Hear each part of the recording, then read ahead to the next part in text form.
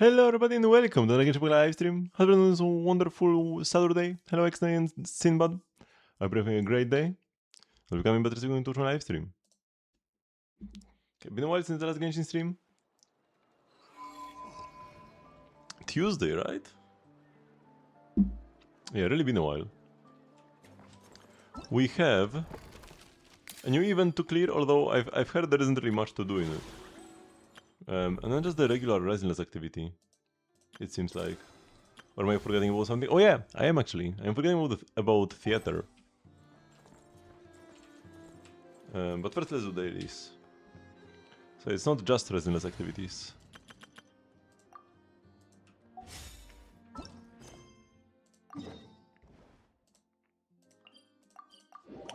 Theater is even like a resin full activity. You get resin for doing this. for clearing theater.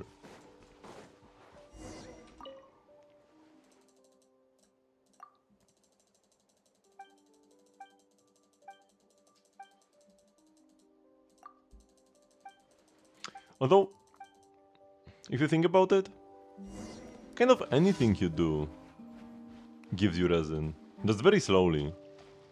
Just like one resin per 8 minutes of an activity, kind of slow.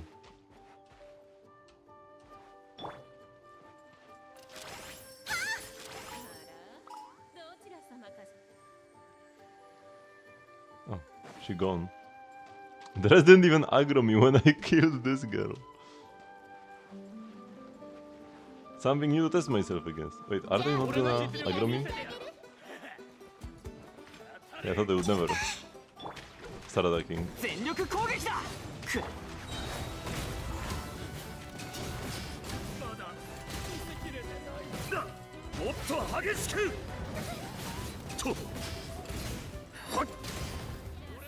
Oh, there's more.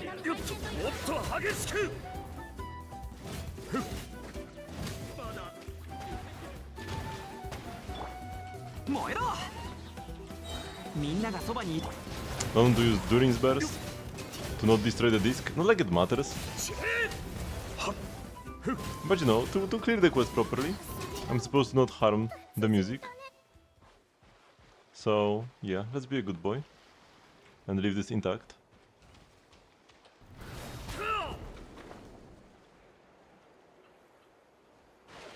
Ah, I did dip into the swimming animation.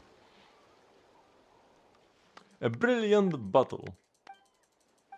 And most importantly, the record is pretty much intact. Very nice.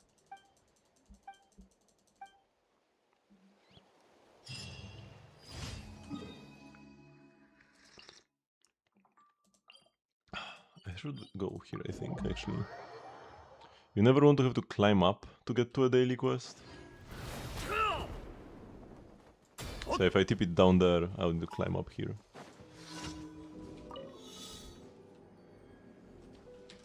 Durin! Durin loves flying, as we all know.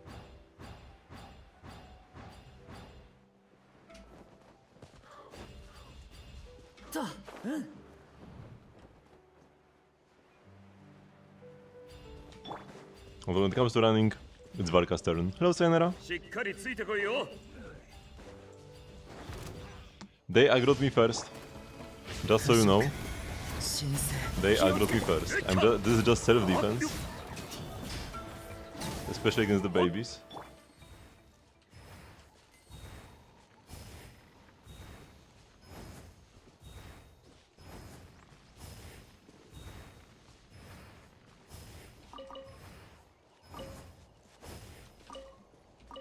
Okay.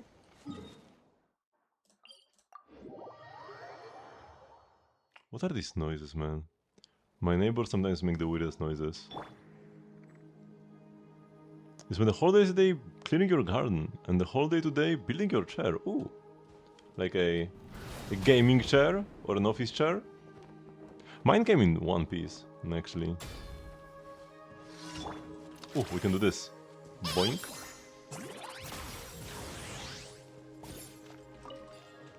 So fortunately I didn't have to assemble anything. The only thing that was separate was the headrest, because I had to buy that separately. But as you can see, I actually ended up not even using the headrest. Because I have like a Herman Miller chair. And my brother-in-law, he said that I should definitely get the headrest.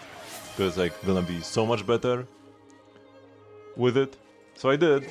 And yeah, I actually don't like using the headrest. It was a very worthwhile investment. Like they are expensive, but I sit every day for hours upon hours, and this chair is amazing.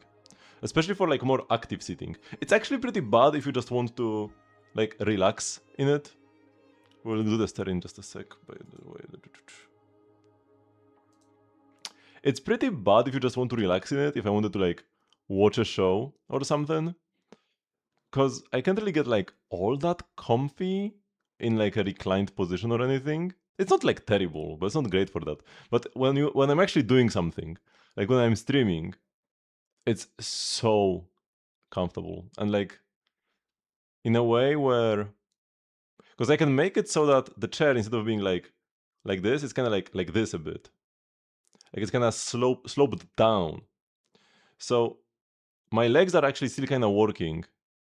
I'm not just passively sitting, I'm like actively sitting. I'm not even sure if that's a thing. Actively sitting. So I don't feel like I've been sitting for hours after my stream, for example. I mean, yeah, if I stream for like 10 hours on a patch release day, sure, I'm gonna be like, oh yeah, finally I can like stand up.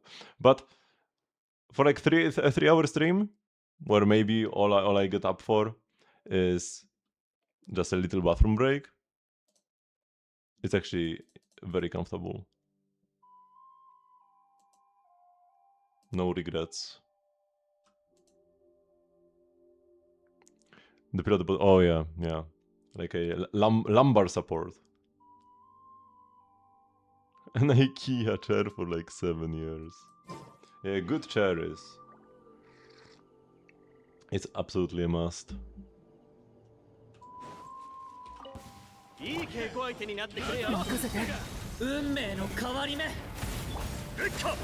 Oh, Venti would be nice here. But Rina took his team spot. I guess they died quickly enough anyways.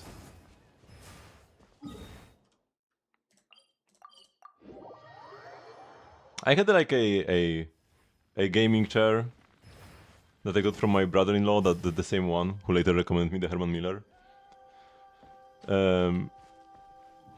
So I had that gaming chair previously. It wasn't terrible. The worst thing about it was that it was just like kinda like the coating on it was like wearing away.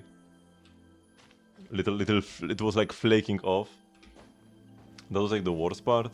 And the armrests, I'm not sure what he did with them, but like the moment I got it, one of the armrests was like looked like someone bit off part of it. Yeah, I'm not actually sure what he did with that.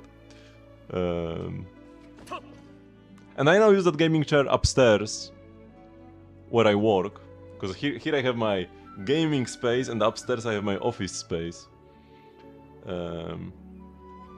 OGs may remember that there was like a week or two where I actually moved my streaming setup upstairs because it was so hot that I needed to be in the room with AC. Because upstairs I have AC, downstairs I don't. It was incredibly hot, so I just moved everything upstairs for a week or two. You remember. And what did I want to say? Oh yeah, and that chair is worse for actually working in it. Because that one doesn't go. That one is just like always flat at the bottom. So I kinda need to like hunch forward to comfortably reach my keyboard and mouse and everything. So just like less comfortable for working, but more comfortable to just like, you know, recline and relax. So it's better for my work setup, while for my gaming setup I need like active. It needs to be better for acting. Upstairs I can just like nap through my shift. The weather is awful though, it hangs on by one screw, so you feel like you're gonna break it if you even try to rest your foot on them. I don't even have footrests on any of my chairs. I just use a little, like if I need to rest my feet on something, I use like little stools or whatever. Lochen looks like it looks like Lochen is not standard, yeah. I'm quite surprised. I wonder if he was never meant to be standard and the leaks were just like made up, or if they changed plans.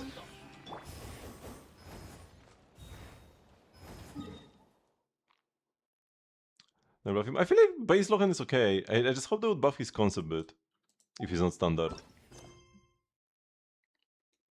Because they did buff his C6 during the beta. You know what? What if that was like the moment they decided, okay, he's not standard anymore? Because here, the crit damage of all damage discarded buff is increased by 175%. This used to be like 80, I think, originally, right? And then they increased it to like, yeah, I even thought it's 150, it's 175. What if that's the moment, that buff, when they decided, okay, he's not gonna be standard, and they just buffed C6? What are the other options? I mean, the other option is there is no new standard character. Nobody says there has to be one. People make up patterns everywhere when there are none. Because like there wasn't even really a pattern in the first place. Because we got two standards during Sumeru, then none during Fontaine, right? And then Mizuki during Natlan? Is that how it was? Because we got 3 new standard 5 stars. Or am I forgetting somebody?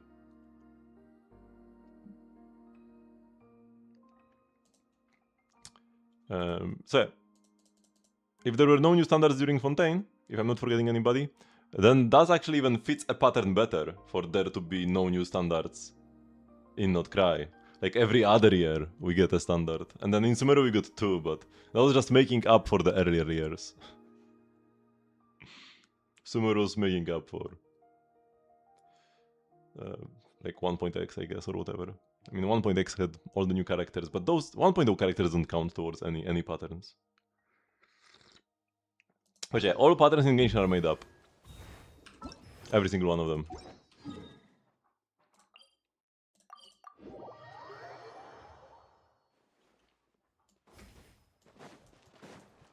Yeah, would be nice, especially because I have been saving standard pools. I've mostly been saving them so that I don't get Chichi. That was the main reason, so it's not like, oh my god, all this effort for nothing. No. I would have saved this anyways. Even if we get like hard confirmation that we are not getting new standard characters ever.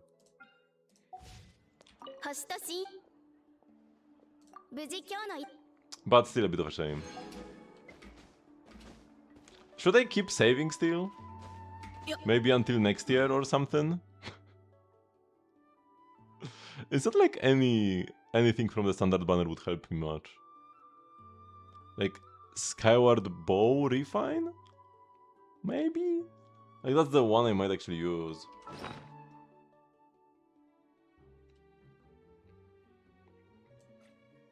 Because no other standard weapon is really... Maybe like a Jadewing Refine, right? I've got R2. Maybe Harp Refine, also R2. I haven't even leveled most of my other standard 5 stars.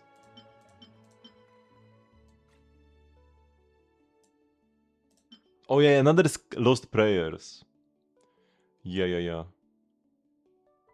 I wanted another one so that I need ideally 2 more Lost Prayers. One R5 for my Klee, for when I use her in endgame, and then one R1 for Varesa for the movement speed. The movement speed does not increase from refinement, so Varesa can get R1, it doesn't matter. We could get a new standard in 7.0.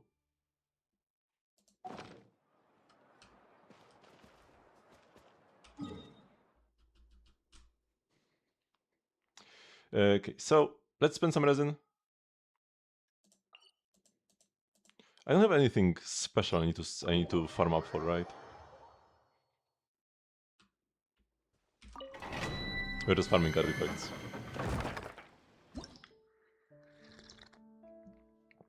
But I wonder, would any of these cons be worth pulling? Probably not. Like the cons looked fine if I could get them for free. Because I'm getting Lochen, of course. Just as I'm getting Nicole. But yeah, I think I'm gonna go for any of the cons. I would rather get more Durin cons than Lochen cons, probably.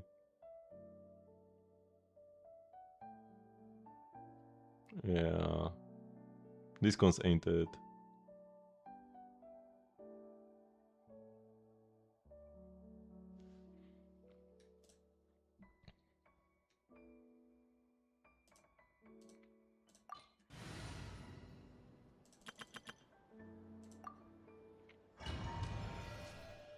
A bit unfortunate. Also, there were some leaks saying that Nicole's banner would be special in some way, but looks like it's just a regular limited banner. Nothing special about it. So that leak was also made up or something they walked back on.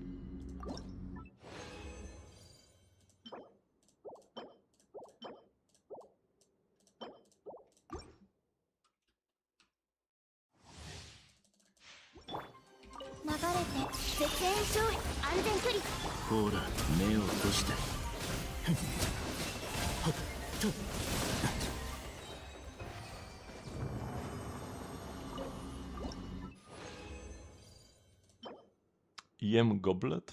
Nah. The subs ain't it.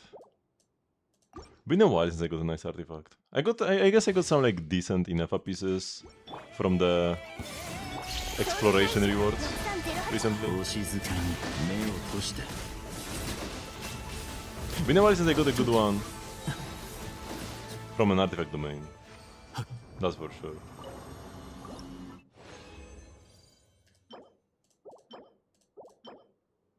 Dendro damage bonus? Yeah, no.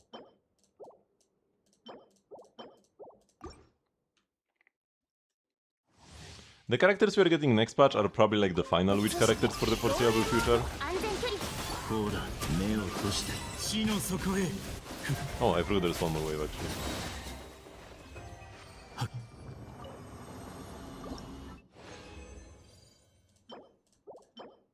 One thing I'm pretty hyped for though,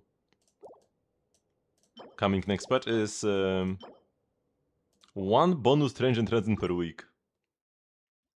That's actually quite hype, because for those who haven't like seen,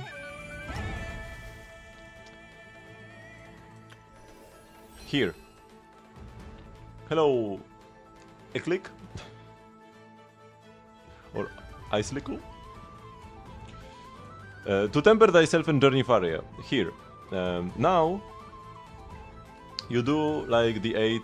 You complete the weekly progress for 8 weeks, you get the constellation, and then you have a bunch of extra time where nothing happens. Because this lasts for like what, 12 weeks? So you have like you have 8 weeks of farming and then 4 weeks of waiting, if I'm not mistaken.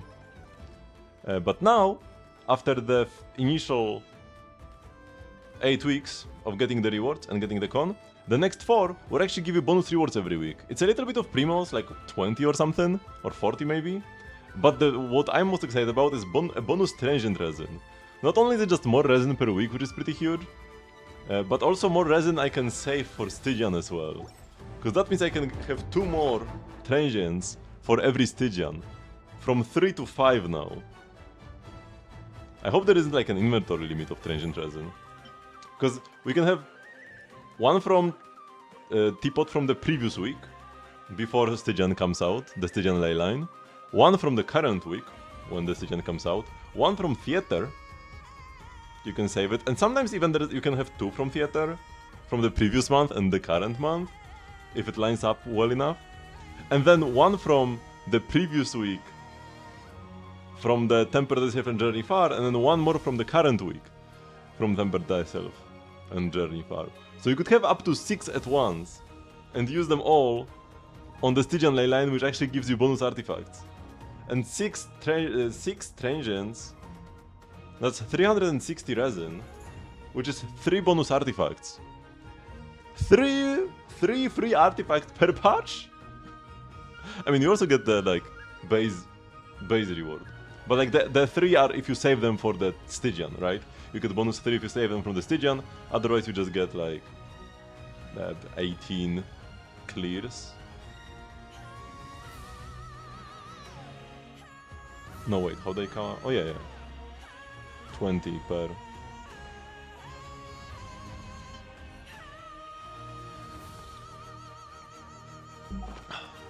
So that's 21 artifacts from Transient. I mean, some of them we already had, so it's not all new value. The new value is 2 Transients per Stygian. But it won't even always be available, because if the Stygian lands, like the next Stygian will just land when we have the first 8 weeks of 2 Tempest thyself, so you actually won't be able to have any bonus Transients. So it depends on the timing. It's probably gonna be like every other patch on average, maybe every 3 patches, because you have 8 weeks of farming into 4 weeks of... Or like 8 weeks of going for the constellation and 4 weeks of getting Transients. So it's like a third of the time you're getting Transients. However, you can like save them a bit. You can save them for a week. Or like 2 weeks even for one of them. So it can be a bit better than 1/3 uptime on the Transients.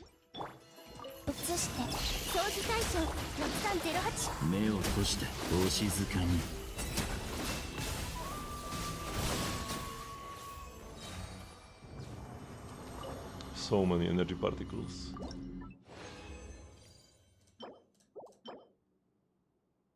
Attack Suns with double crit ER and flat attack. Yo, that's kinda peak actually.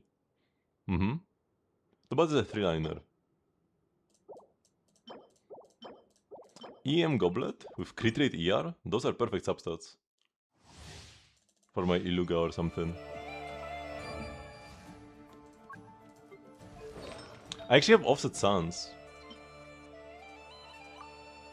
Yeah, my clean ones have like the same stats to start off with, double crit ER, but then I rolled into death percent. Varka has double crit, flat attack, flat death, and we also rolled badly. If we just roll into the crits only, then it's like a strict upgrade here for Varka or Klee. And could even be good for Durin. Plus 20, I believe. The attack Suns that rolled. Almost all death percent.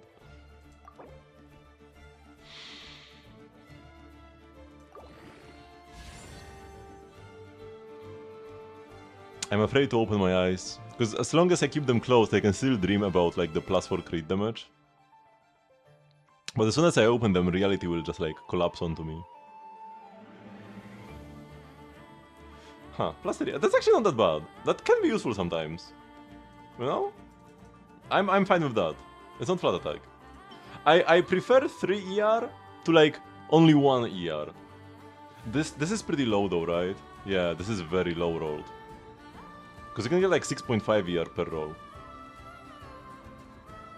And this is average 5.2.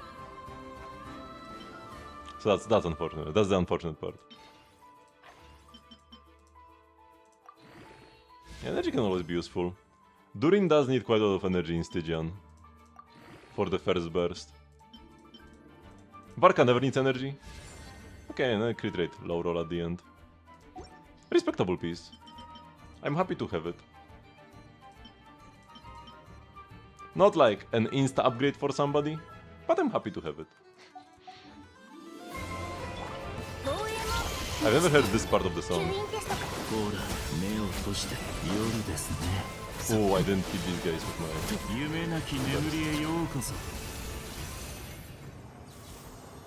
I mean, we don't need to go all the way to Star Rail. We have Skirk and Mavuika, whose bursts do not scale with energy. They have alternate resources. Double crit, but then 80%? Yeah, we don't want this.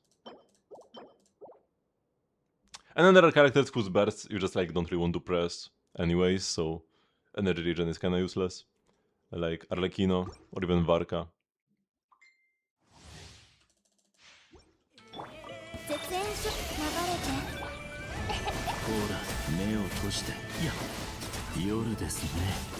Oh, nice clear. 12 seconds, yeah. My average is like 14 seconds.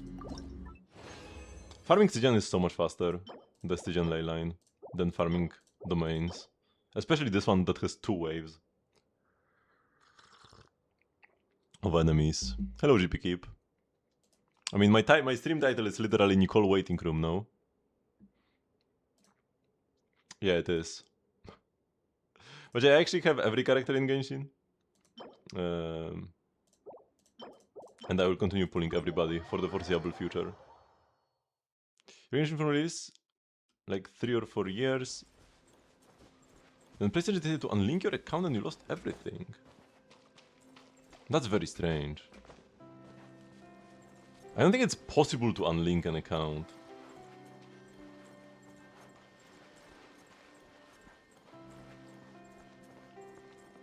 Have you like investigated further?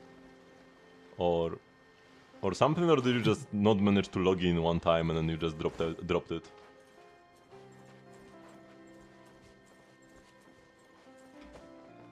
For some reason, but like, did you even try logging back in?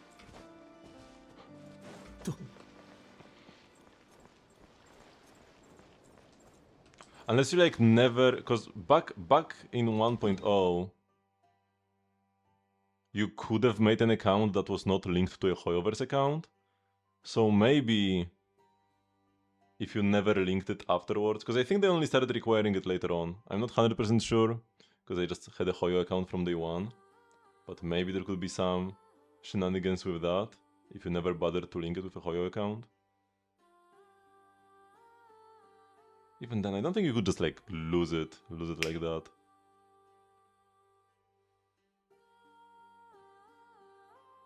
Did you contact support and everything? I mean, if it's been a long time. It will still be better to recover the account, because like it's definitely not gone. Or almost definitely.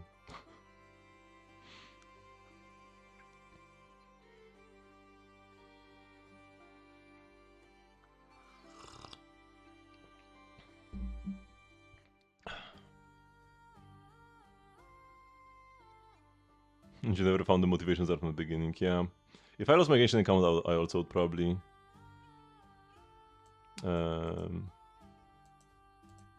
probably deep.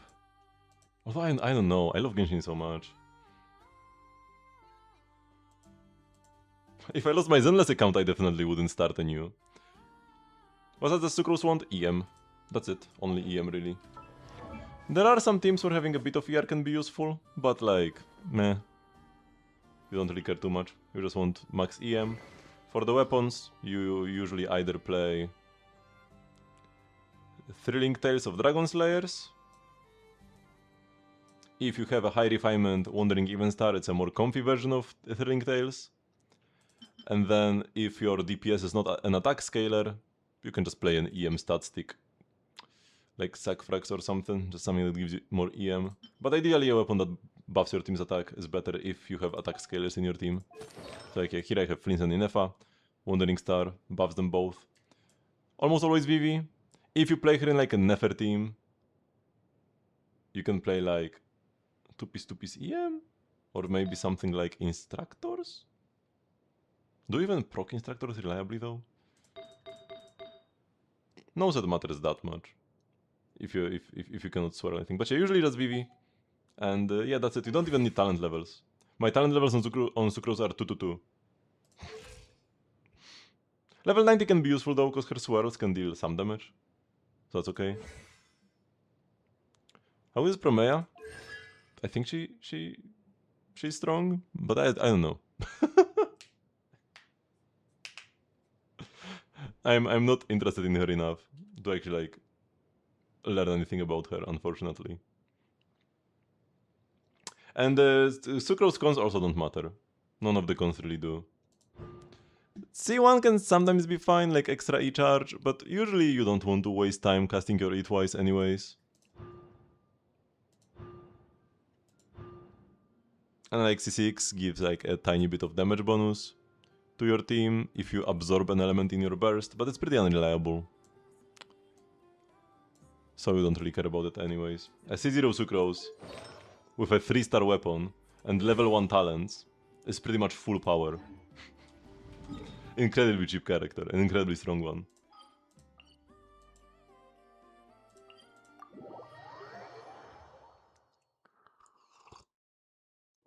Actually, I wonder, would I restart Genshin if I lost my account? I would definitely want to continue following the story, but maybe I would just like watch some YouTube playthroughs or whatever. I probably wouldn't be playing myself.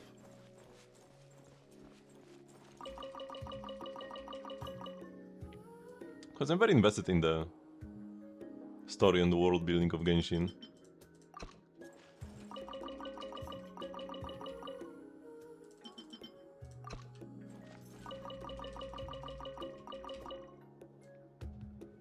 And similarly with Star Rail, what would I do if I lost my account? Like, the primary reason why I play these games is because I like them. I like playing these games. Nurturing my account is also cool. I do like that aspect. So losing it would definitely be a huge shame. But I think I still I think I still would like to continue experiencing these games. Oh, I capped all my coins. That's pretty bad. If I don't stream Genshin for several days, I need to remember to grab my coins in between. Do we make some fences? Maybe this one.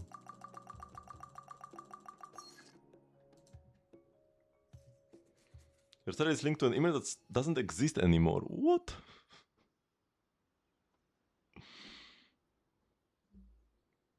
What do you mean doesn't exist anymore? I don't think you can change if you made like a Hoyo account on an email that you like lost or something. Don't think you can change it. Or can you? You should contact support and check if you can.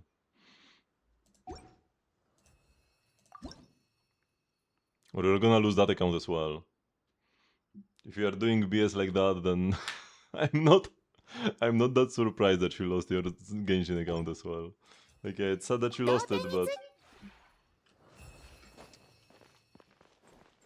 if you like link your accounts to emails that you delete later, yeah.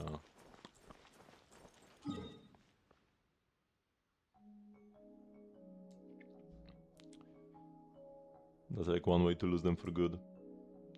Okay.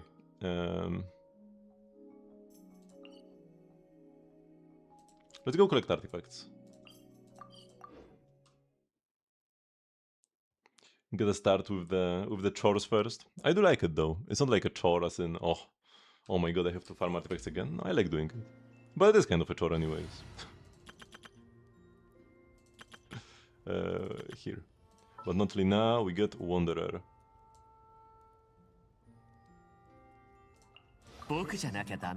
My Wanderer is still level 89. Because back when he came out, his overworld like mobility was absolutely unparalleled, right? He was the only character who could fly at all. Now we have Chaska, even Ifa. Even like Citlali kinda challenges Wanderer, to be honest. But yeah, back then he was one of a kind. And I left him at level 89 so that I could continue getting EXP from the overworld, because I figured that such an OP overworld character, I would continue using him for a very long time. And I mean, I wasn't wrong, he's still here. So I then leveled him to 90 so that I could not waste the EXP that I get from killing mobs and the like in the overworld. So that's why he's still on 89, because it takes a while in Genshin to level up just from overworld mobs. In Star Rail it's way more doable.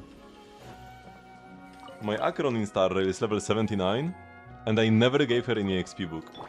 This is all EXP, and like 79 is one away from max level.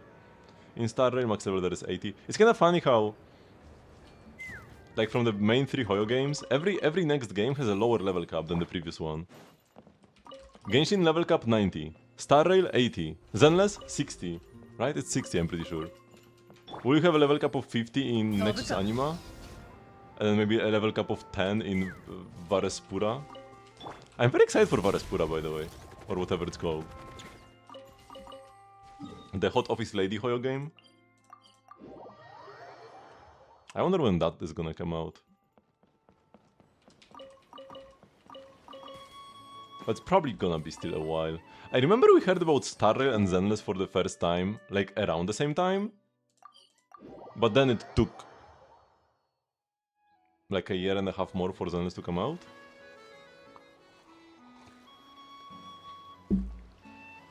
Yeah, because in Star Rail we are in 4.2, while in Zenless we are entering 3.0 soon. So it's like 1.5 years younger. And Varespura we heard about later than Nexus Anima. Not much later though. I need to check when exactly they first announced them. Oh, ornamental fish, let's go! What are we getting today? An axolotl, nice.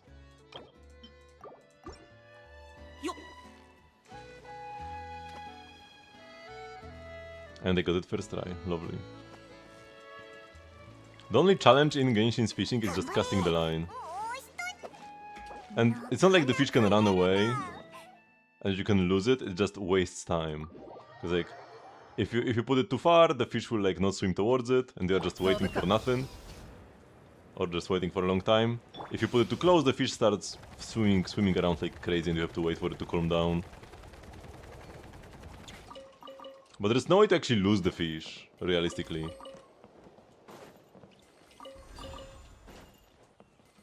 That's probably like one. There are 3 things that kind of suck about Genshin's fishing minigame. Number 1, no stakes. You see a fish in the water, you know that you can 100% catch it. So there is no like excitement of, oh, am I gonna be able to catch this rare fish or something. Number 2, Paimon yapping. It's just not relaxing at all. Paimon yaps non-stop. You have to turn your game volume down, dialogue volume before fishing if you actually want to enjoy it at all. And number 3, no real reward. You can put the fish in your teapot, which is nice, but ornamental fish are few and far between. And like finding ornamental fish is just flying from spot to spot, not even fishing, right?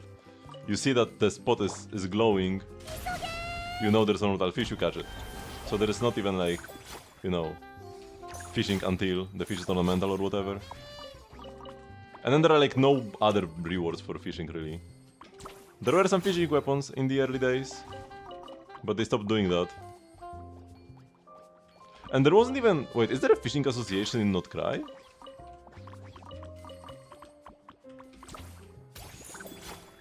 I don't even remember if there was a place where you could just buy... Oh! No, my artifact! Buy some furniture or whatever from fishing. There is? Yeah, but they just sell the rod and like 2 pieces of furniture and that's it. In the recent years.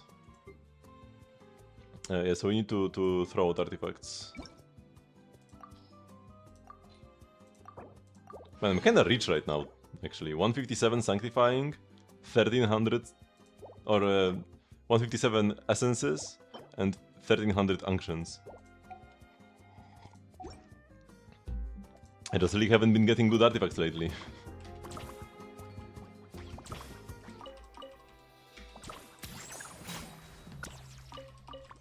Wait, I grabbed everything there. I love this graveyard of the... How are they called again? The guys that we grab here?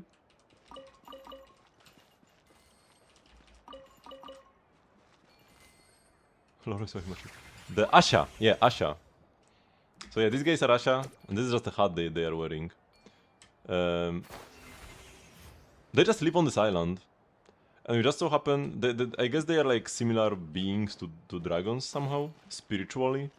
And the Traveler for some reason has the power to indwell Saurians. He can take over their minds. And the Asha are similar enough that we can also take over Asha.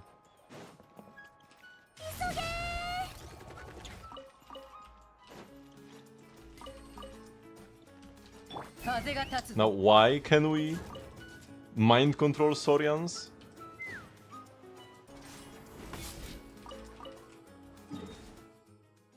Who knows?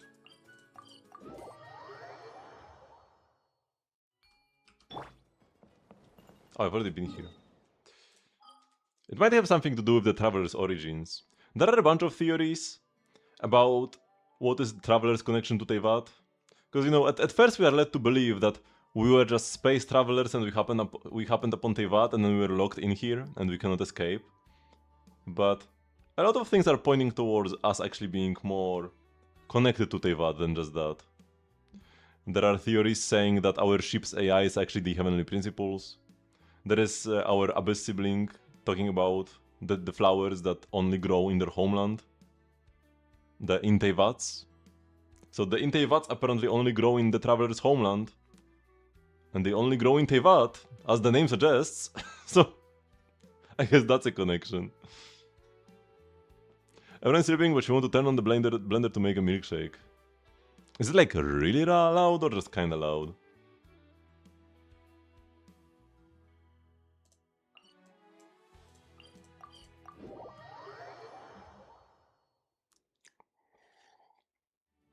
So if the Traveler actually comes from Teyvat, then we could be like an original ruler of Teyvat or something. Maybe we are the ancestor of all the dragons or whatever. So that's why we are so compatible with them.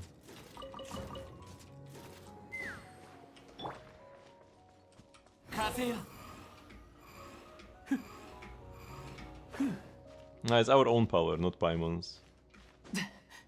It is really loud, and probably just make yourself a shake another day. I do hate it when people in my house are incredibly loud when I'm trying to sleep.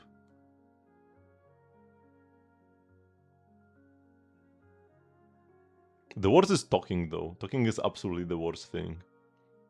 Any mechanical noise is nothing compared to people just talking loudly. After Fontaine, I go back to Natlan.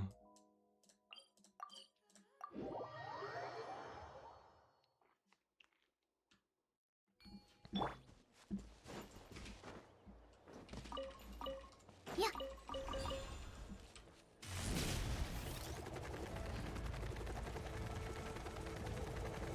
It's kinda crazy that... Whoa. We are so close to Genshin's endgame.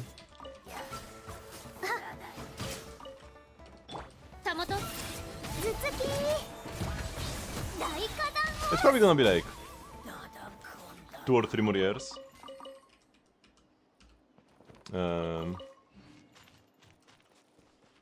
But still fairly close, considering it's already been almost 6.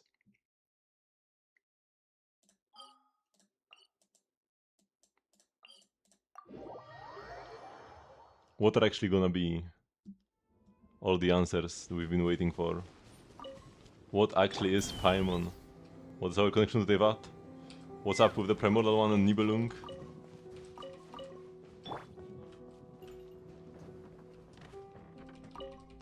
I'm very excited. Especially because I've been on this ride from day 1 pretty much. Okay, like technically from like day 8 or something. I didn't actually start playing Genshin on day 1. But I started playing in first half of 1.0. That's pretty much day 1. I did not miss a single event.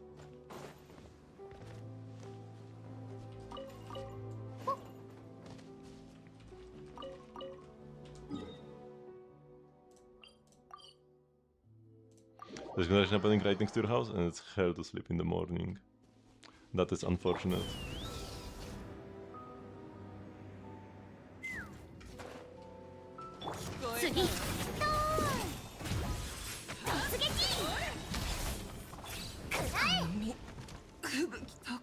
We're going to the shades. Yeah, we'll have to wait and see.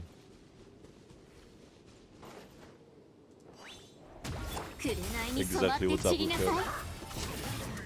However, one thing to note is that remember that about 99% of theories about X character is actually Y character end up being false.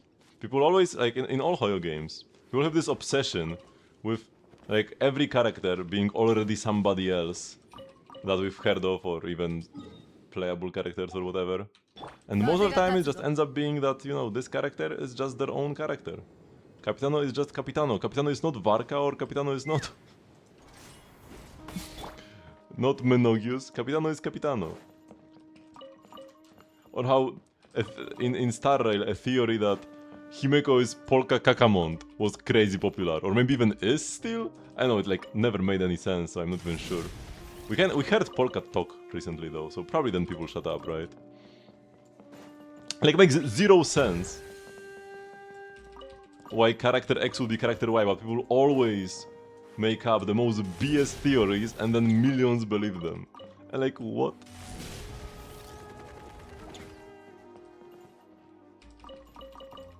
Whenever anyone saying Kapitan is Varka, then I wish I could be you in this case.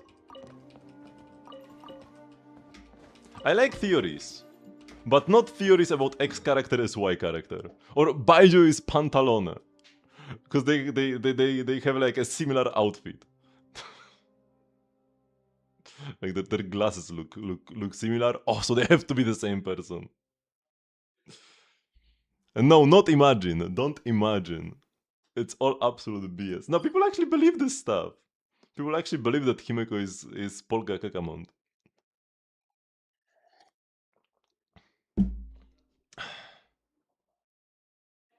Sumeru is where I want to go.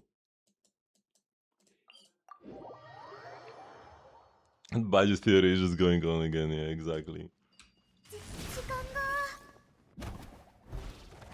And wouldn't you believe that Pantalone is actually just Pantalone? And he isn't anybody else. Cause why would he be?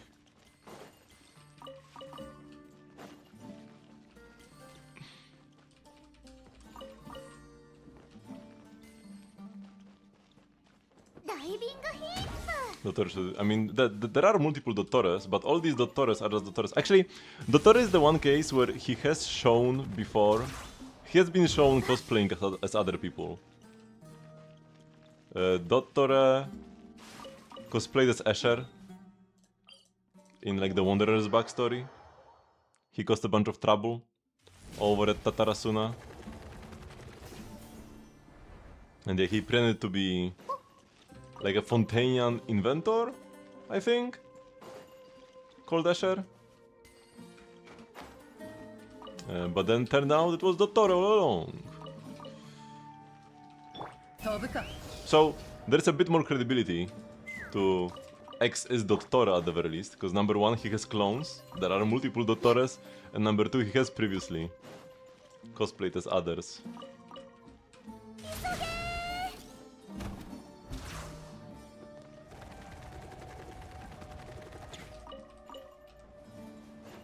He was so desperate to get us to join him.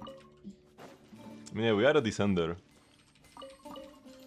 We are definitely of interest to Dottore because of that. I actually like that part of the story.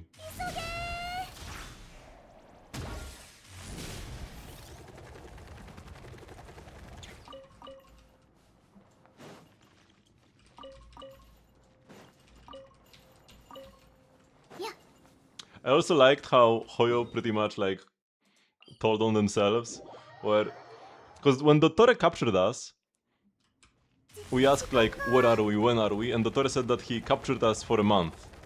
Like, he captured us and he's been holding us hostage for a month, and then he said that, you know, as a god, he could hold us here for any length of time. He is immortal, we are immortal. He could hold us here for like 1 billion years, but then the audience wouldn't resonate with this, right? Because the number becomes so big at that point, you don't even have a frame of reference. What even is 1 billion years? Yeah, whatever. Like 10 years, billion years, same thing. And yeah, that kind of sounded like making fun of Amphorius for Phynon going through 33 million cycles, each cycle being thousands of years long. So he did actually have to go through like 30 million years. And yeah, at some point it's like, yeah, 1,000 years, 1 million years, what even is the difference? That felt very funny to me, especially because it was like right, either during or right after Amphorius, when we got that Dottore monologue.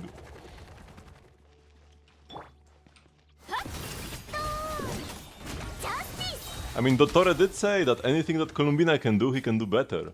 And Columbina gives us primos every day. If you pay her $5 a month. So Dottore maybe would give us double.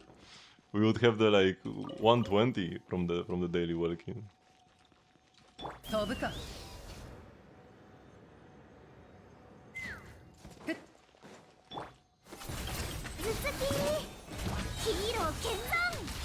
Dottore Welkin.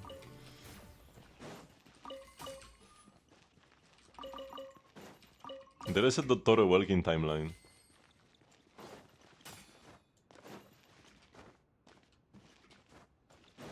He could probably even just give us infinite primos. Just at a...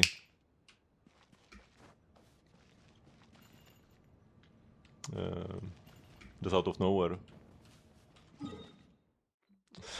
Sadly, we were not given a choice. We had to go save the waifu.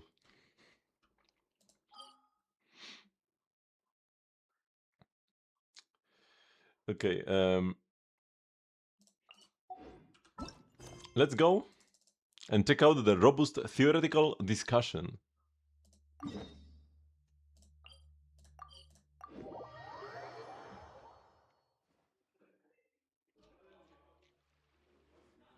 Petite Lumiere, yeah, that's a guy from the World Quest. That's an established character. I remember him. Alright, here comes our main character. Get the cameras rolling. Huh? No, that's not right. A business partnership should be like a film script, in the proper structure with a beginning, middle and end. Typically, the first thing you do when you approach a superstar for a partnership is offer them your business card. You then follow that up with a grand introduction to properly position yourself, then pitch them your vision for the partnership. You only start to talk about the specifics of the partnership once they show a certain degree of interest. The way you went about talking about your flashcards idea, that was way too much too soon. To be frank, Miss Melee, that theory of yours might hold a little more water if your debut film, Experimental Studio, hadn't been such a flop. Whoa, he told her.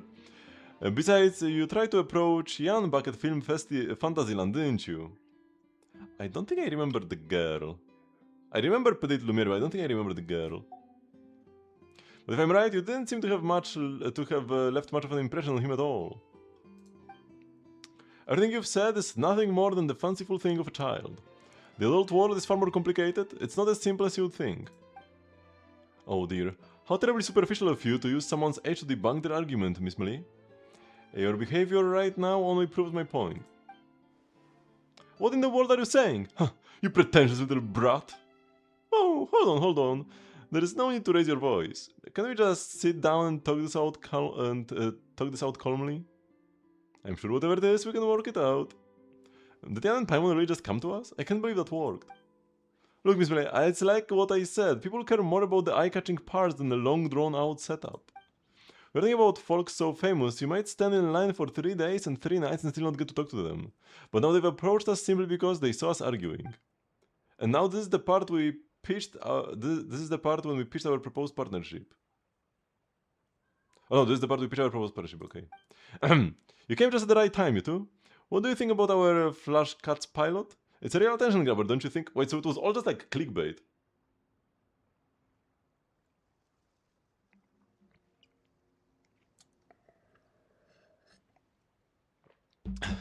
It was all set up just to grab our attention. How would they even know we would be here, like in the vicinity? You know the pool in Sumeru? Wait, what was it called? The... No. Amurta is like a school in Sumeru. The pool was... Because the one in the desert. Right? Shoot, what was the name?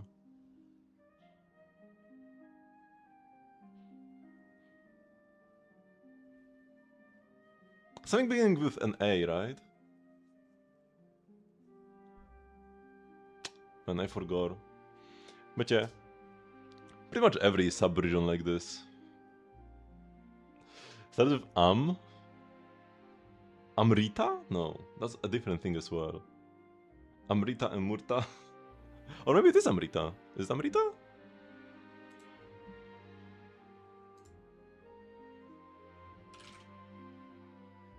Oops.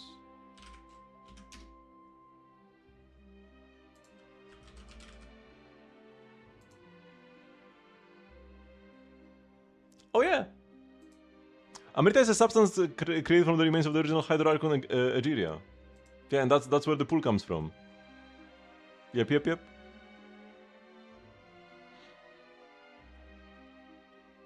So that is the Amrita pool. Let's go! I did remember. And that also sounds similar to Amurta.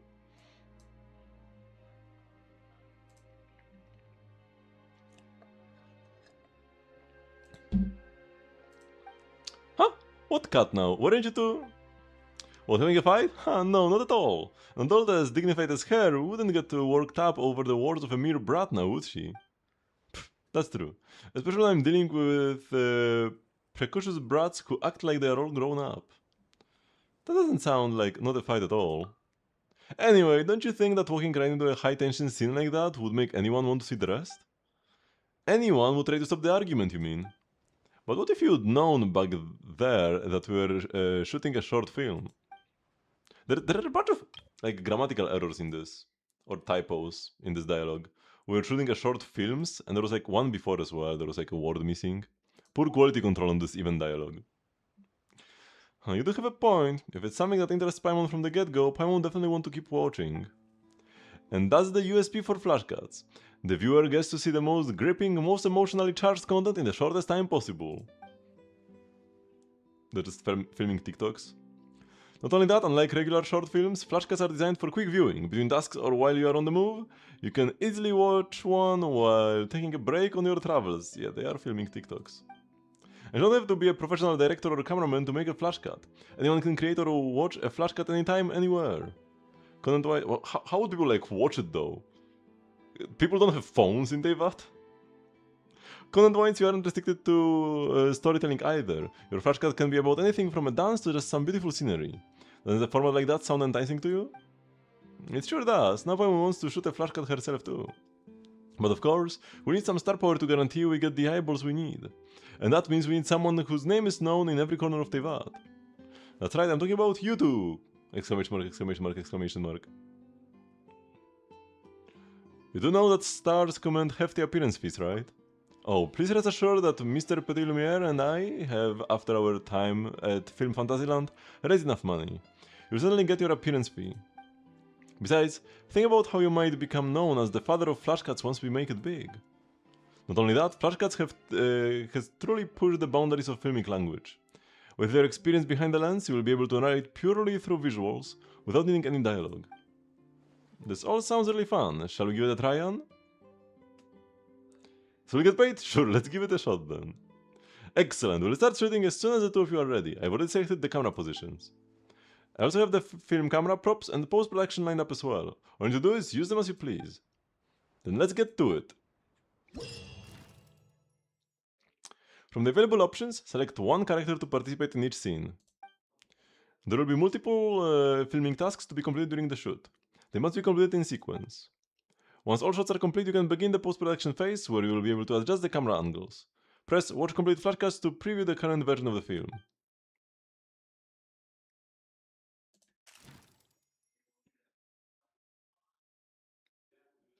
Cast recommendations use the same character to participate. Character is from Fontaine the Traveler or the Mannequin.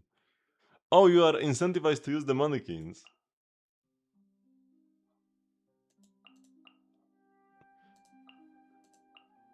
And I have to use the same character for every single one.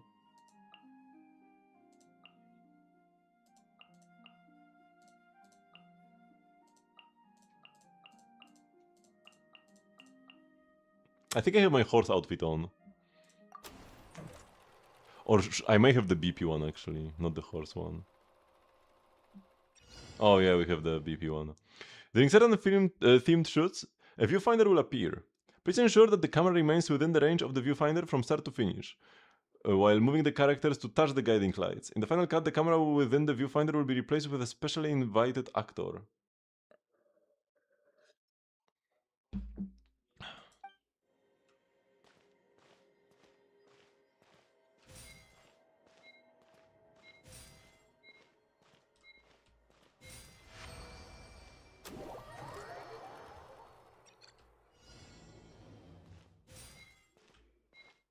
Why is there a time limit?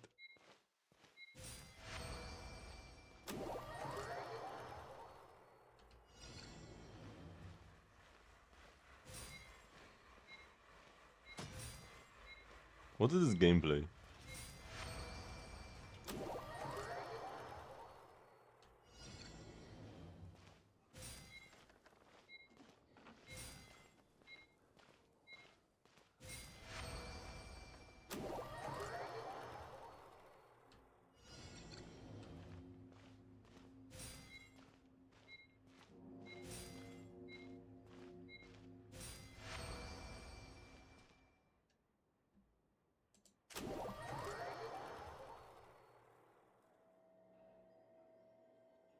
Adjust the camera position or keep the original angle and to move to the next step.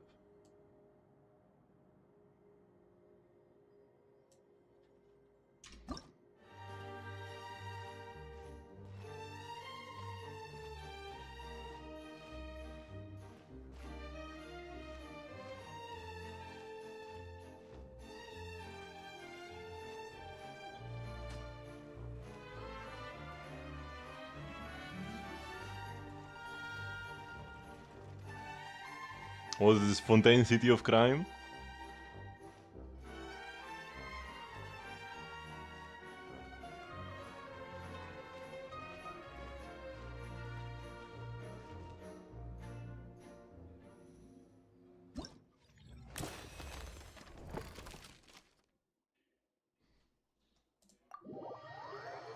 Okay, that's an event. For sure. You can view films captured by the travelers and submit reviews after the playback ends. I need to...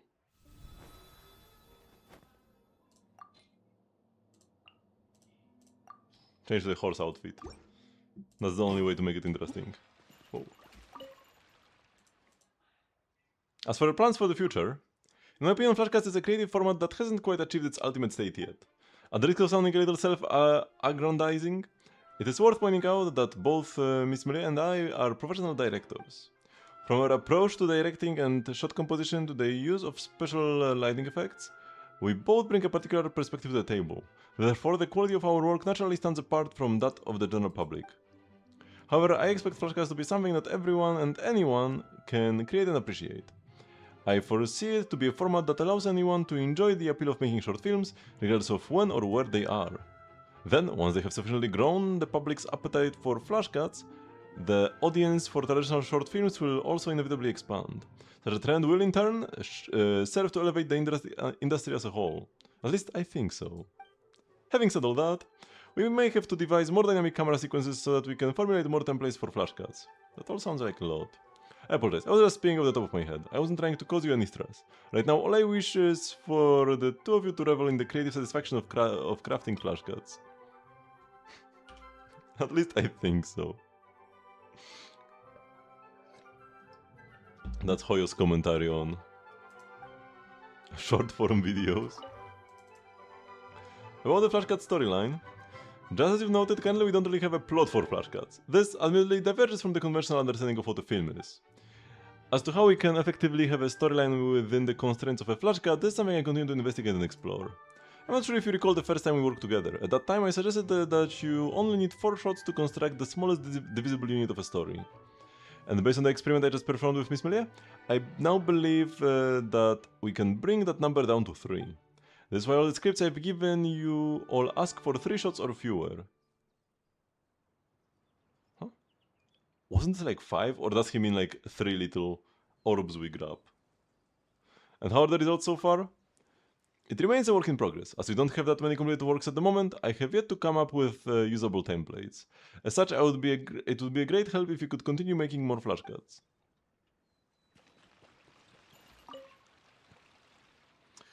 How was it? It was pretty fun, yeah? Not really. Really looks like I was right. There is indeed tremendous business potential for flashcards. No? Is there something I should know about? To be patient, my dear partner. Right now, flashcards is just a babe in arms that hasn't learned to walk yet. If you ask me, while flashcards are really engaging, we are still missing that meaningful content that actually touches the heart. See, just like the flashcard we worked on together previously, although the battle scene was really spectacular, the dramatic scene was a little threadbare. That's why it ended up being just a so-so piece of work. Who knows, maybe we can make a regular short film of better quality first, then edit the best parts of it into a flashcard for publicity purposes. Or we can split the short film up into smaller units and release them one by one as standalone flashcards. This should make for quite a viewing experience. With a format like this, we might even be able to cut down on actor fees and use the savings towards props, the set and special effects. That will improve the quality further. Or just we can pocket the rest. That's surely what they would do. But because something like this will cost comparatively less, I'll also be able to do more. We'll be able to do what might not be possible in the conventional film setting. Let's try it out and see how the market responds. Come on, my dearest partner, let's start shooting a flashcard now if we want to get a star on our bright, bright future.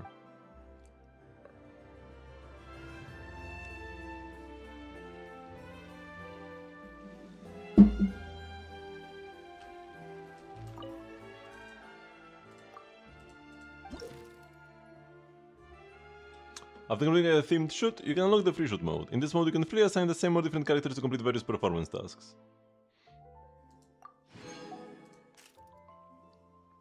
Blades stalk the wharf.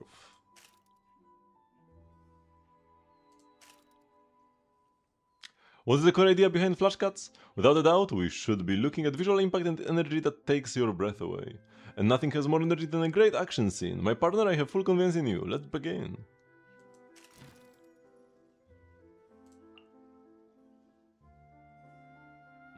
Oh, now I have to choose various characters.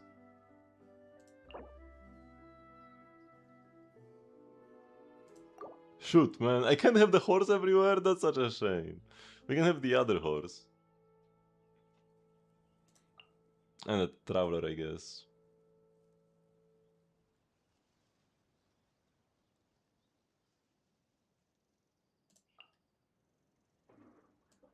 Let's get Chichi at the end there as well.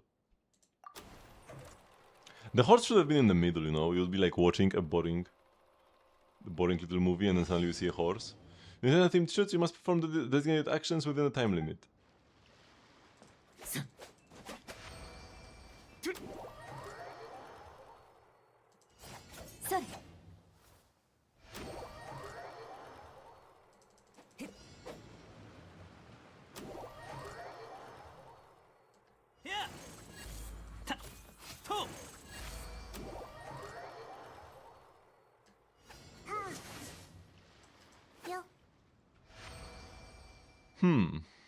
Okay.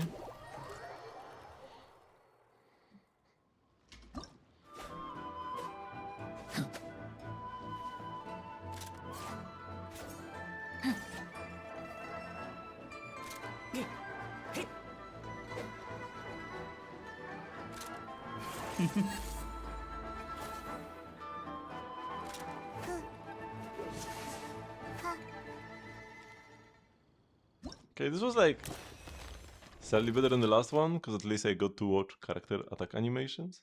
And it actually mattered what animations I did. Because in the first one, I don't think the way I walked actually impacted the movie at the end. But here I'm pretty sure the way I attacked did affect the movie at the end. Because okay, my Chichi did N1, C, N1. While Jibai just did N3.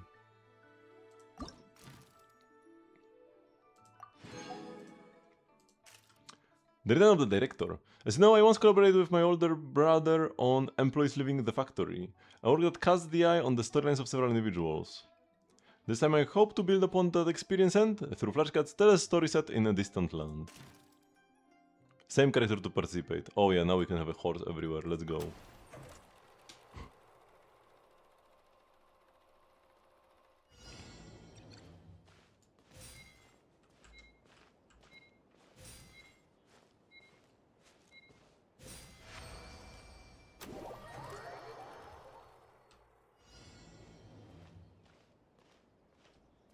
Oh, hello. Oh, because this wasn't in frame. That's why I couldn't grab the orb.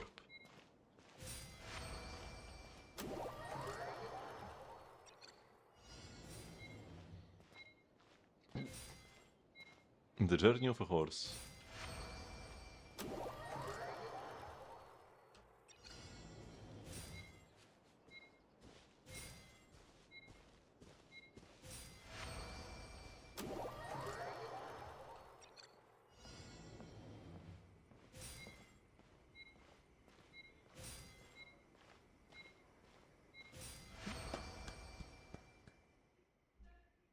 We got there.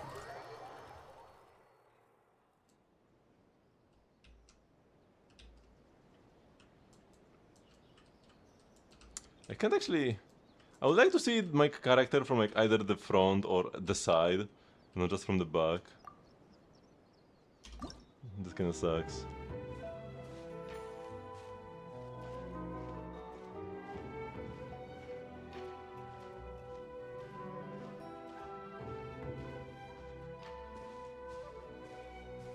Okay, I always walks in a straight line here. The way I walk doesn't actually matter.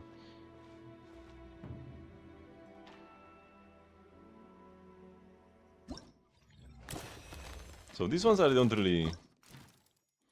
Yeah... Dance and music are universal languages, not just for humanity, but for all living things. And there is no way we can fail if we are to use the same languages to create flashcards. That's right, this is going to be a success. Ooh. Catalyst, Hydro, the Traveler or Mannequin. So now let's do a Mannequin, like here. This will be the Mannequin jumpscare. Kinda weird that we cannot use the Mannequina in a different scene from the Mannequin. Very strange. Let's have Nahida, because her basics are cute. And clean.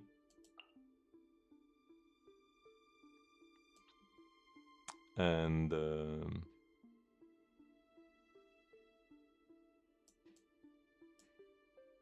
let's get Yanfei in here as well. And maybe Mizuki.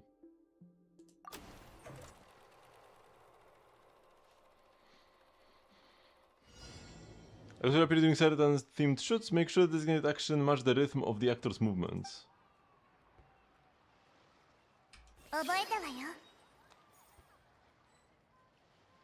Wait, what?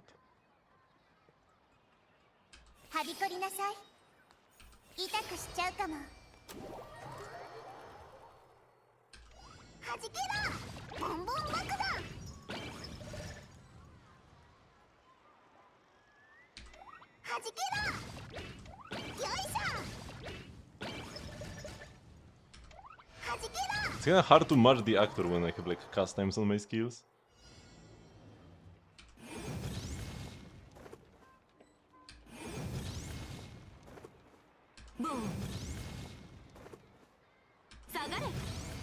Just so random, man. If I'm trying to match the timing, it's like worse than when I'm not. Oh, when I press the skill, my outfit changes.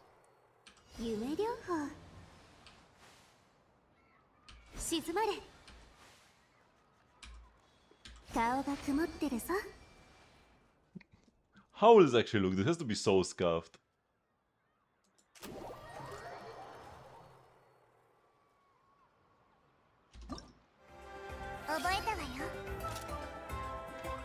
Oh, just shoot their skill once.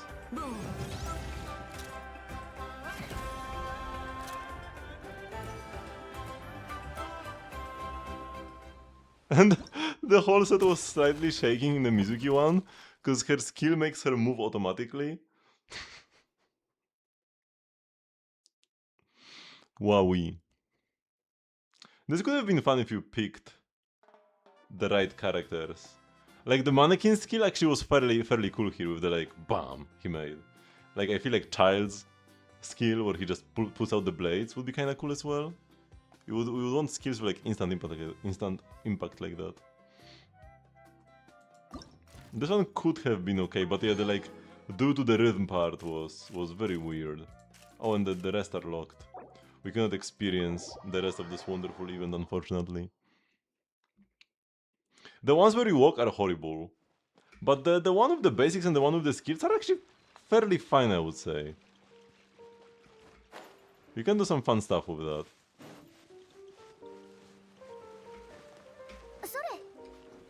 But yeah, the walking should not be a thing. Takes so much time. And the way you move actually doesn't impact the final movie at all.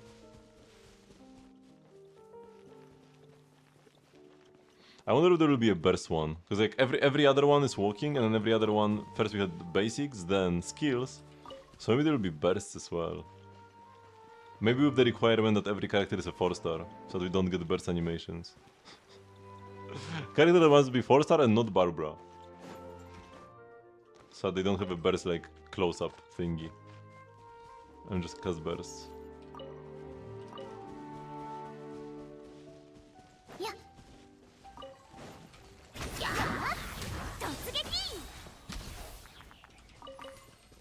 Okay, so we are done with all the limited content here. We still have places to explore in the new area. I've grabbed these 3 Primo Gems. Oh no, I'm gonna miss out on the Hit the battle mode. I actually do need coins, because one of the achievements I'm missing is like coin collection. We did get everything in the test run. Syrian Onslaught. We have cleared the Dire. With pretty low times even. This is one of my faster clears. My fastest was... My only faster clears are the ones where I got like a free clear with Jean. Here I got a full damage clear with Shiguin and Jean, and it still took me more time though. 350 seconds, almost the max. My longest one was this one, 333. Oh yeah, but that's because I skill issued like crazy. I could have gotten like 80 seconds on 1 and 3. Here I could have gotten less time as well on the Papilla. Because I cleared the Papilla in 108 seconds back like a year ago without Durin.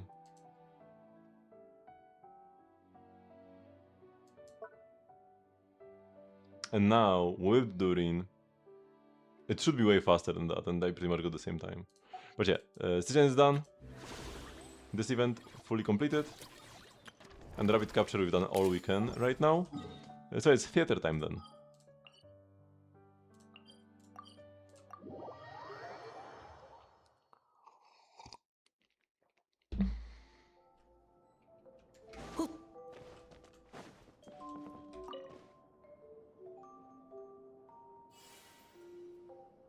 I will check here first, because I will be capped on keys, right? Yeah, I won't be even able to claim my keys now. But I have already unlocked everybody. Welp. Hello, Addicted Gamer 3372. Totally brand new viewer I've never seen before. The CTP moves are so bad.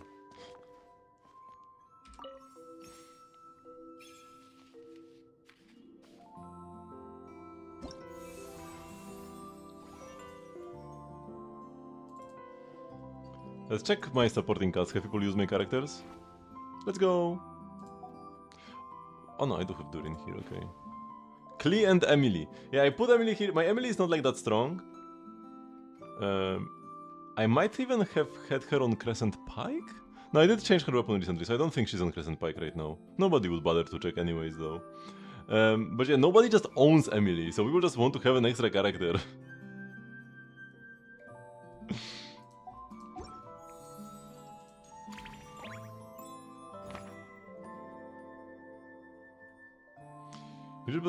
Your Twitch was buffering, so you had to settle for less.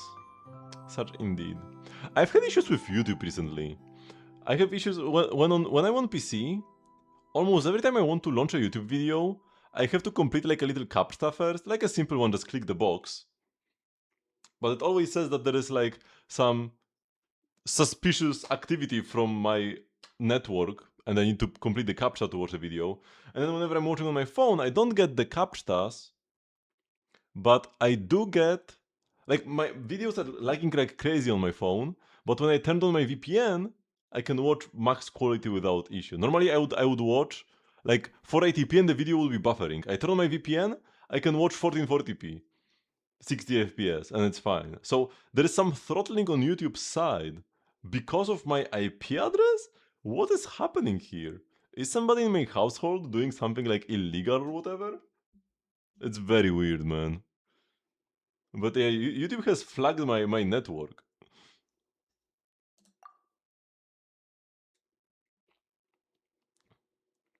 Yeah, that sounds very sus. I would never even think to try turning on my VPN on my phone to download videos faster. But I thought about the captcha that was appearing on my PC, and I'm like, yeah, maybe this is actually connected.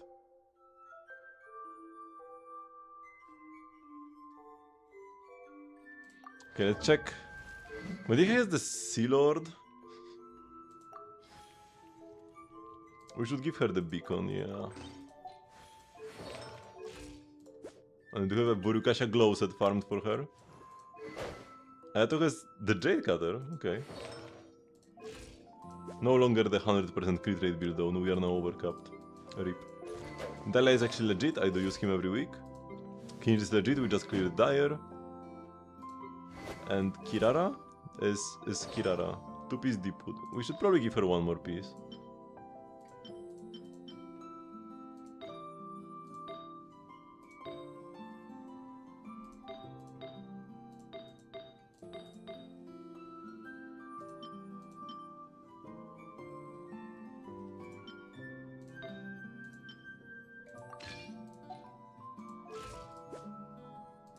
Yeah, sure. We'll just waste her early on. Special guest stars. Zibai! We do have Hydra at least. Zibai, Albedo, Varka, and Razor. Varka, and we cannot have a second Anemo character. Why does normal attack matter on Razor? Because he deals damage with normal attacks? Also, even if his burst deals more damage, but I don't think it does. His burst damage actually scales with his normal attack talent level. Because if you actually look at the way his burst scales, the damage of the wolf is dependent on his normal attack level as well. And leveling the burst just increases the ratio at which you convert the normal attack into burst damage. Look at the soul companion damage, 43% normal attack damage, and like this is the number that matters as you level. Right, so it's originally 24, and then it's up to 51% normal attack damage from the soul companion. And that's the thing that matters the most from the burst. And yeah, you hit enemies with your basics, so your basics matter. Right? That's the main source of damage, even without the burst. Even without the weird burst scaling on normal attacks, your normal attacks still do the most damage. Because you hit enemies with them.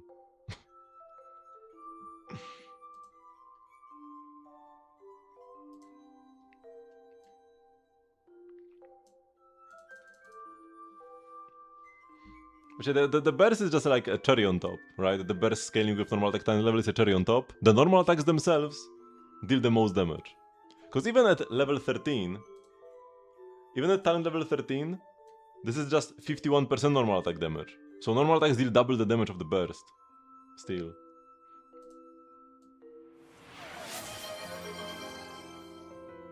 Squats? Okay.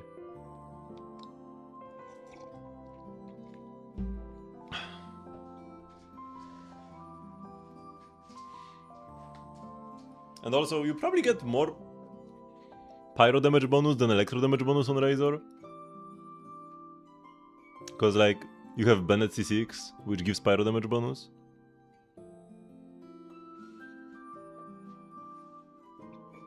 One, two, three, 4, and 5.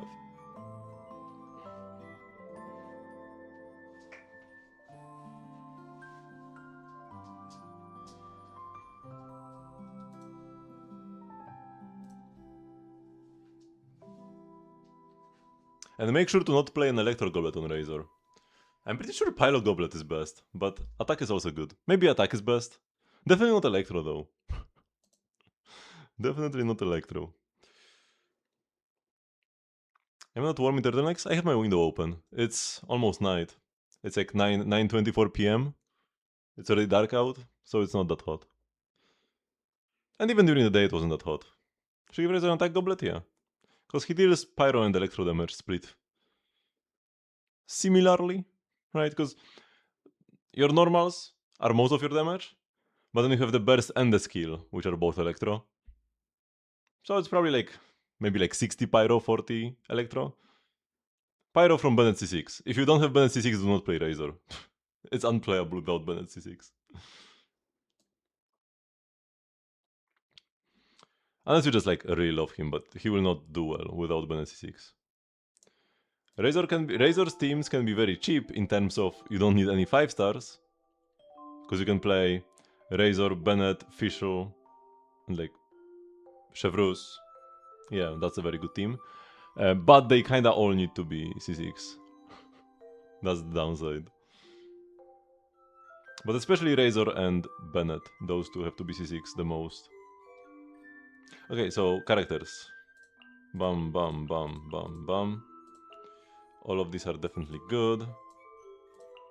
Definitely these. Do we grab Yoimiya? I'm not so sure about Yoimiya. Do we grab Kole? Dendro will be useful. We probably should grab the Lunar Dendro characters. Definitely Aino if we are doing that as well. Is my Kole like functional? She doesn't have artifacts. That's where fast equip comes in. Lovely. 30 for crit rate. For my... Oh, I don't even have Fab Boy, I have Fading Twilight. Yeah, that's fine. Bam bam. We want more Pyro. Xiangling?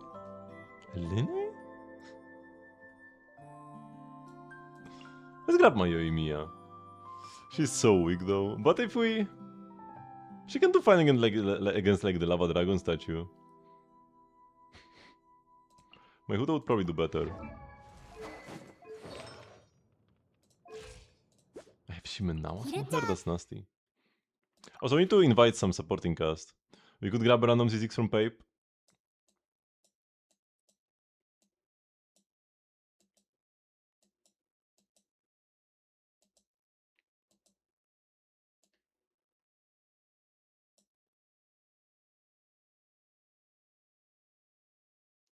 I would often grab the Furina.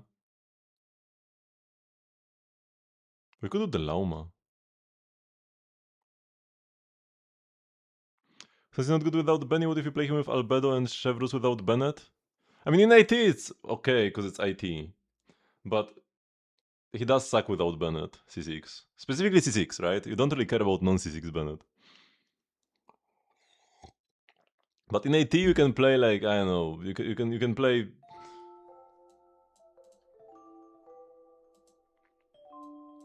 Physical Yelan and you'll be fine.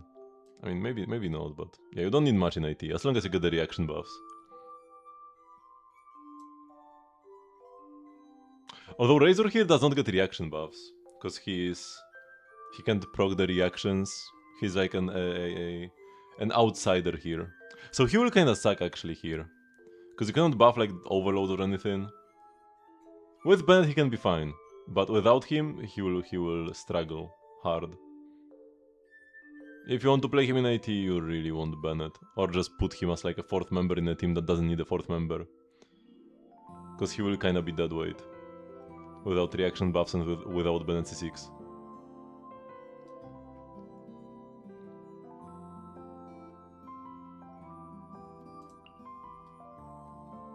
Oh, it's a DPS Lauma. Let's go. Her C6 is pretty busted. We'll use my Furina for once. Let's grab the Shiguin. Favbo, perfect. We have an even number of characters, maybe like Mona and Xiangling? The catch.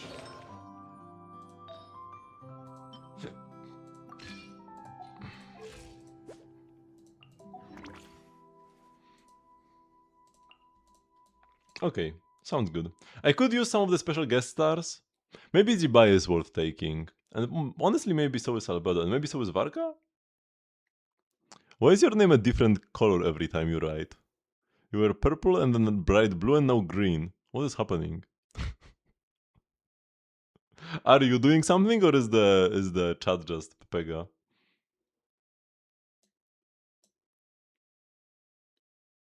For Jibai I would need Hydra though. Shouldn't be that strong without. And yeah, for Varka we never get Anemo.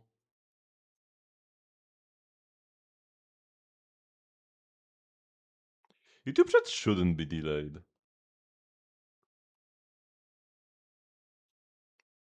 But it might be the fault of the bot actually. Of like the app I use to read YouTube chat. I feel like YouTube chat itself should be fine. I do stream at like 0 delay on YouTube. But yeah, it's probably the app that I use is slower at reading. YouTube than Twitch chat. Do you want any of the special guest stars?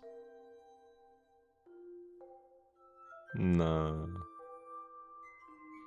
Maybe it's like against the Lord of Hidden Depths. I do have the C6 Llama for this, I guess. The supporting cast. Oh, you refreshing would make sense if that... Like that changing your name would make sense.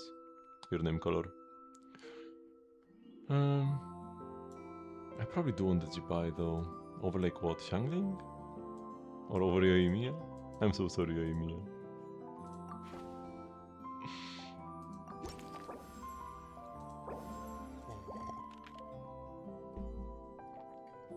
So at the start, from good characters we have Kinich and Dihya, and from the bad characters we have Dahlia, Yanfei, Hirara and Ayato. Ayato isn't even that bad, but this 3 is pretty terrible. Yanfei mostly because she's trial. Should be fine if I actually build her myself. Dahlia doesn't really apply much Hydro, so he's pretty bad here. And Kirara just doesn't really apply much Dendro. She applies a bit with cons. Do I actually have Kirara cons? I do, okay. And Ayato has an off-field Hydro burst, but his damage, he deals no damage. Let's pick up the Bloom Origin first. And Burning Origin. Oh, I didn't actually read what the Bloom Origin did. I need to read the effects of the buffs.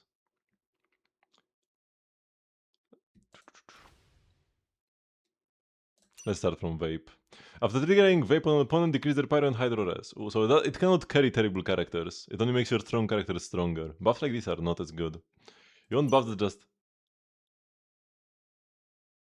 Yeah, damage dealt from burning reaction increased by 500%, that's good, right? You want to see that. Because then even a terrible character can clear a stage. When Vape is triggered on an opponent, unleash a Dial Shock that deals Hydro damage. And then Pyro Explosion that deals Pyro damage. I figured. Larger AoE or more damage? 2 larger AoEs or more damage? So which way do we go? Do we take the Hydro or the Pyro? And I probably take like the bigger explosions.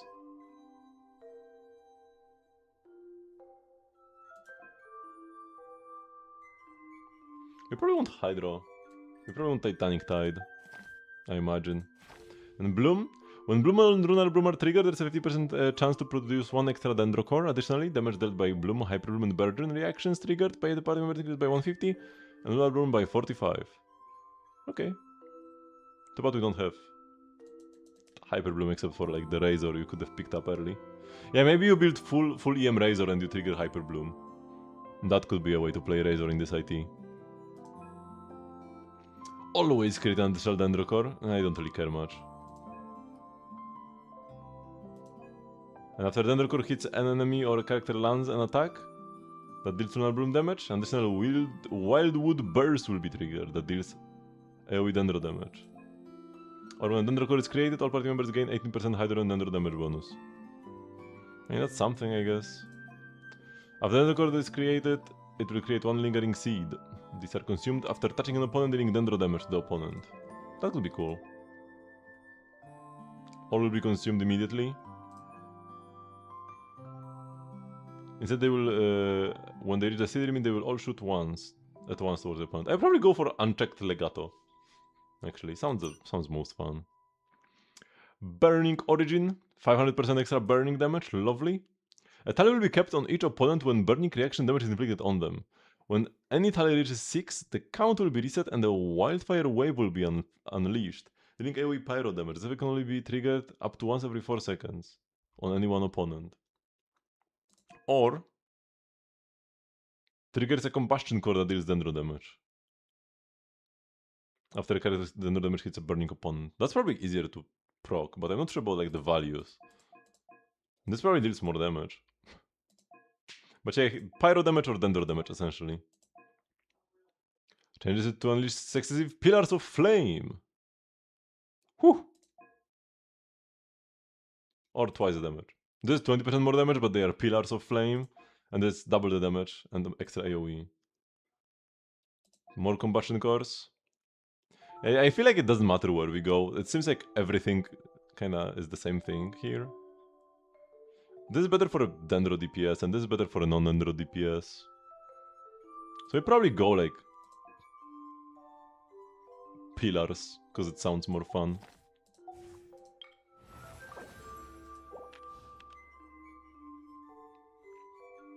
Do we pick up a character or buff our vape further?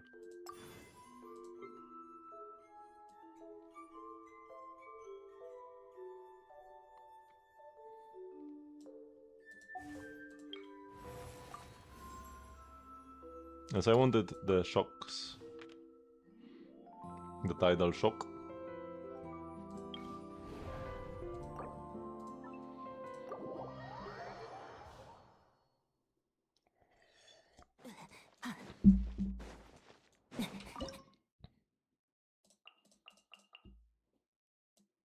Actually, the main DPS here is Yanfei.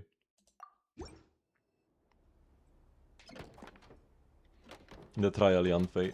It should be better than playing trial Eula. Or actually, it was not trial Eula, it was my own Eula. It should be better than playing my own Eula. Because Pyro is actually an element.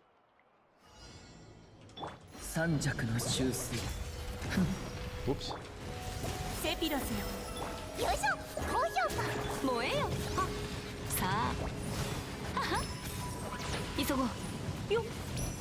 I should be dropping the Chardex as well, more often.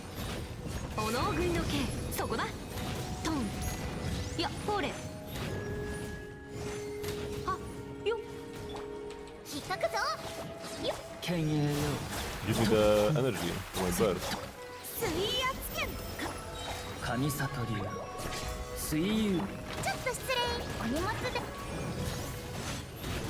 Oh, the parents actually demolished him. Yeah, we got there.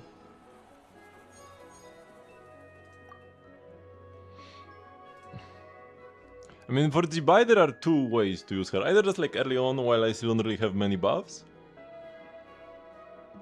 Or we save her for the Doggo. With like Columbina. But we can use Nefer or the Physics Lama I picked up against the Doggo. I just grab her now.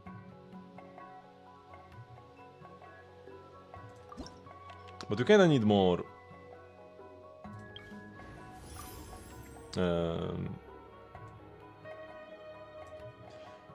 We kinda need more.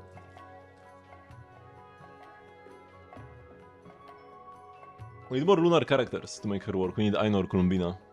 Ato in his strongest setting an off-field Hydro Applicator, yep. And he's fairly decent at that. He really is not a terrible character, in IT especially. Even his basics are not that terrible, if you have nothing better to do on field. If you successfully complete this act combat event with these characters in your party, you will get 20 Fantasia flowers. Sure. We have to use Jibai right now. Okay, that's kinda awkward actually.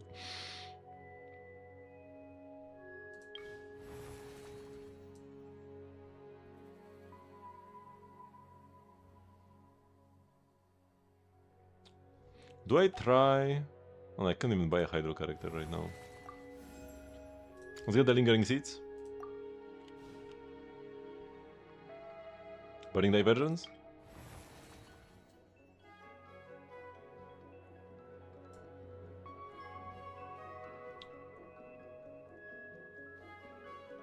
How about this Jibai without a second lunar character?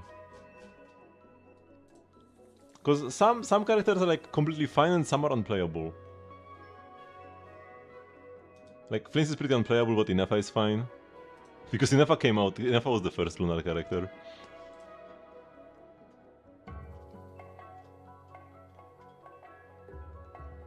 The extra points from Lunar Crystallize. Oh yeah, this will be rough.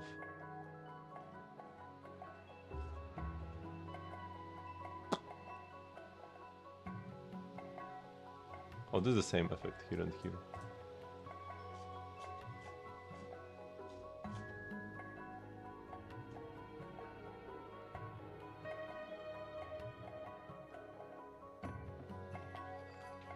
Yeah, that's awkward. So we'll not really get our skills that often. Whatever, will be fine. I wanted the pillars. Do we go for the elite assault?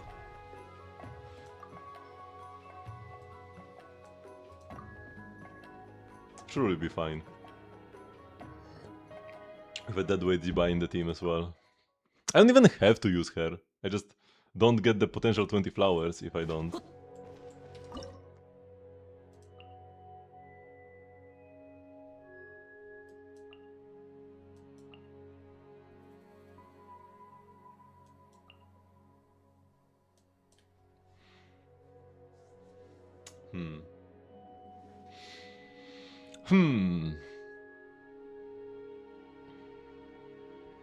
I probably like this. Or maybe the Dicha as well for more pyro. But I didn't need the Hydro, and if I didn't have the Dendro, no. Let's try this, let's see how it goes. If it doesn't work, I will just use up a Kinichios, because my Kinichi is very strong.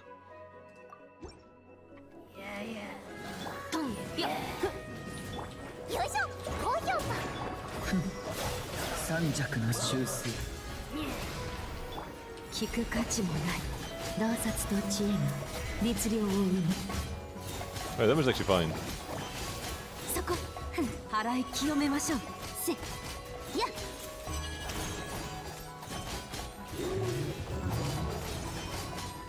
行け Let's break the shield first. Wait, he just cannot, he's dying.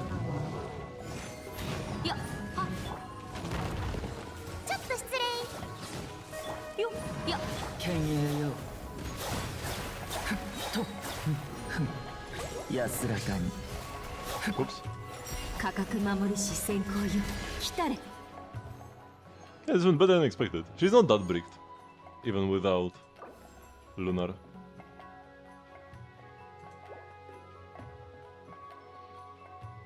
Oh, Emily will be very strong here. Maybe even too strong for now. Let's grab the Baiju first.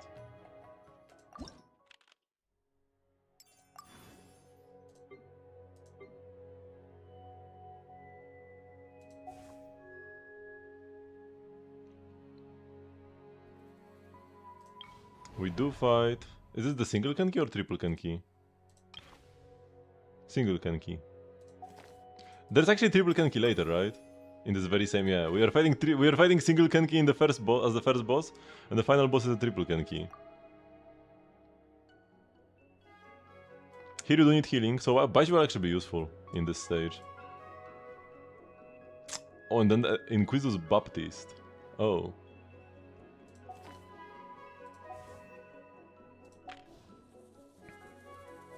Doesn't really matter which one I pick right now. Let's go for Burning Evolution.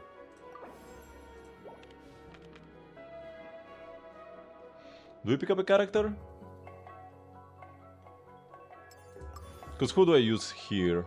We probably will use up a Kinich. I don't really want to use up Baiju. We could go Kinich, Dahlia, Dihya, and Jibai. Just use up the Jibai as a filler. Feels kinda bad to do though. Because if I pair her with Columbina or Ainor, she would shred any enemy. Let's pick up a character. Try to pick up somebody bad as a filler.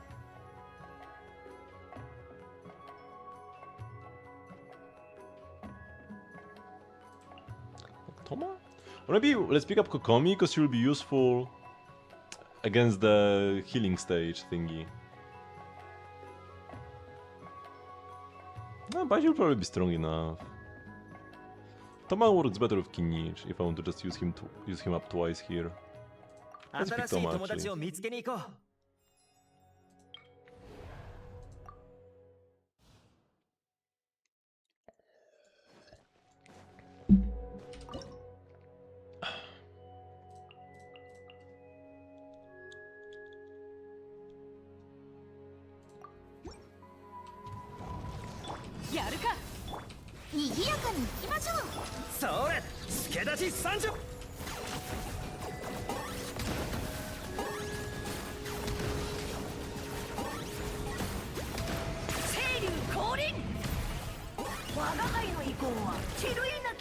Whoa, where did bro go?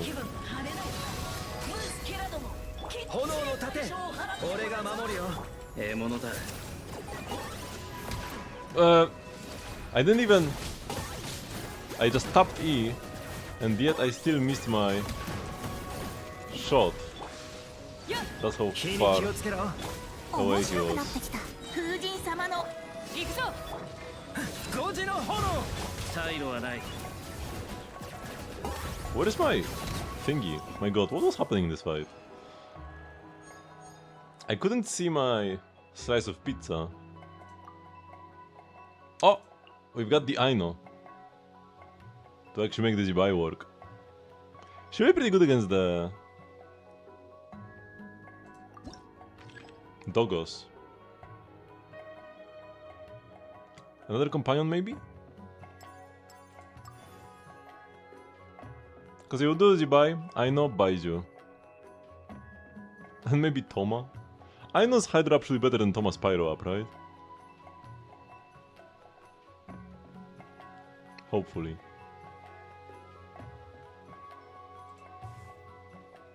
If we can pick up like the Kokomi from before, I wouldn't mind.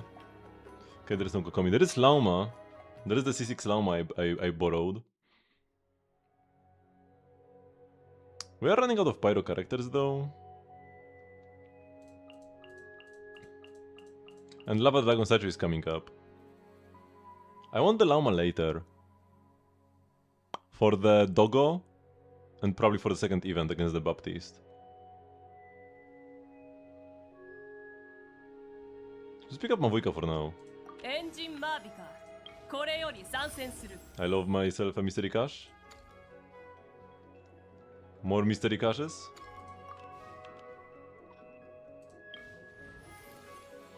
And we should be fine here, right? Continuously lose HP. We shouldn't lose it that quickly. And yeah, Jibai will mop the floor with them.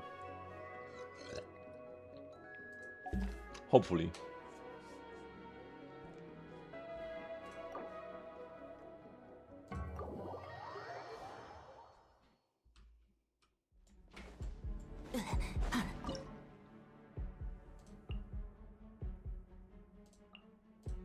And yeah, we'll pick up the Toma for the extra shield as well. Hopefully the Pyro doesn't mess me up. Not like I have non-Pyro options in the final slot anyways. Worst case scenario, we just don't burst with him. ようやくは口に見すぐに直してそれ俺が守るよ見て見て片付けましょうよっと払い清めましょう雨雨ルリが月を打つはは行けや払い清めましょうどう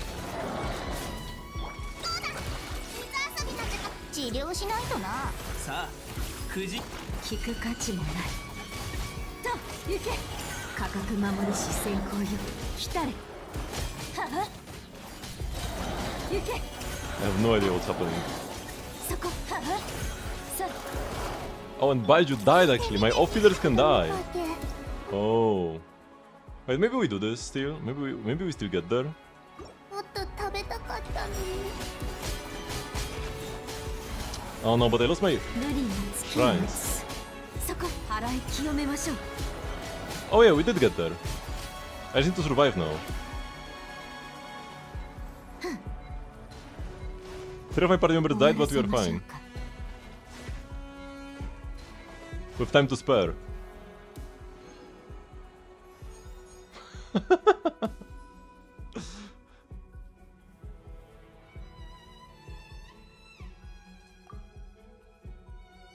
Turin!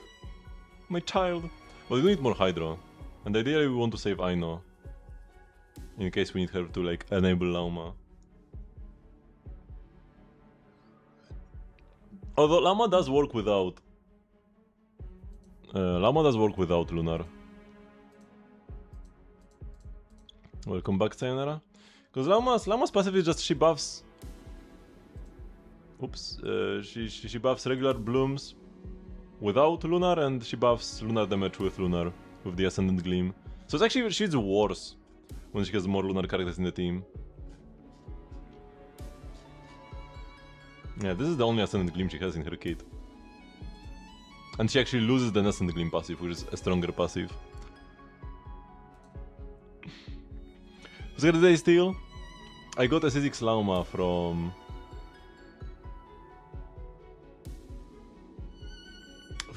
wait...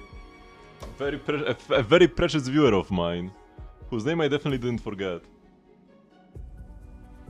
Pape, right? It's Papes. I think.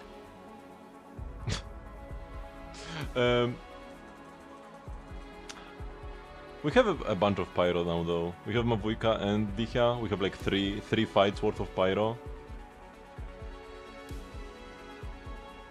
So maybe more Hydro could be useful.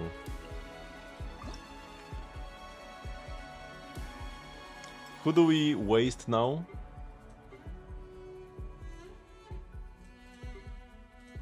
Where are we on the map? 2 more regular fights before the boss. I do need more characters for sure. Right now. Mona is a good character to waste.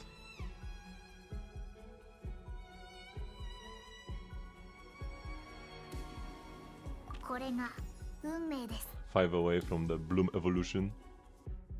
Oh no, that's a defense sequence. Oh my goodness.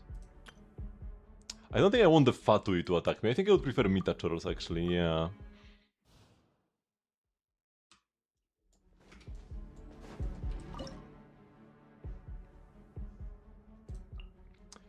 I still need enough firepower to get through here. Like this? This is probably our best bet.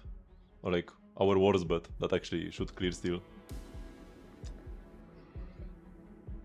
There is no cryo in this theater, not even in the special guest stars. You only have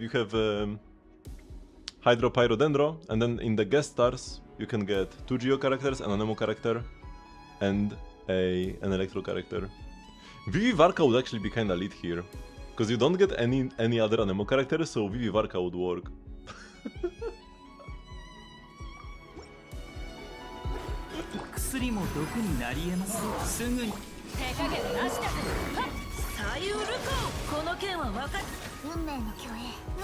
Monarch actually kinda rip through them actually. She's C6. Oh, but I don't get the bonuses from the thingy. I don't have a second character to proc her passives. Okay, they are focusing on me now.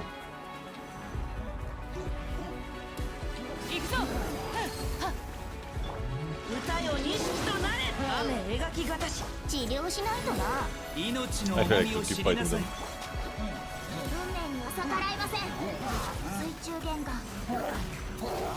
They're all too close to the thingy.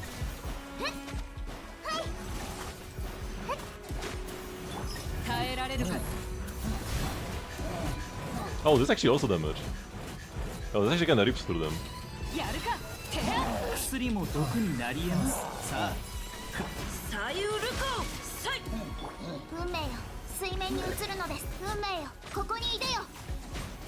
Okay, here, boys. Here, boys.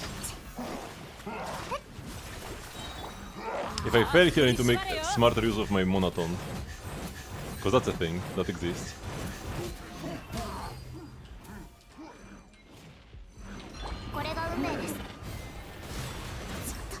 Okay, we got there.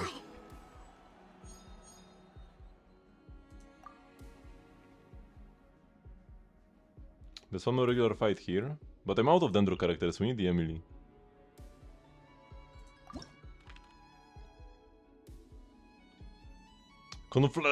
Consuming conflagration. I want to say conflagration consummation. Let's get the Giga Pillars. They sound fun. There are Hydro opponents I can fight. Do I want that? Half my characters are Hydro, so probably not. We need more characters. Refund? Lovely. With somebody like weak. Poor Alheitam. We will do Alheitam, Mona Xingqiu, and like waste Mavuika? Maybe if we grab Mavuika then we go Kole. 準備万端だ。 Oh, Mystery Cash, let's go!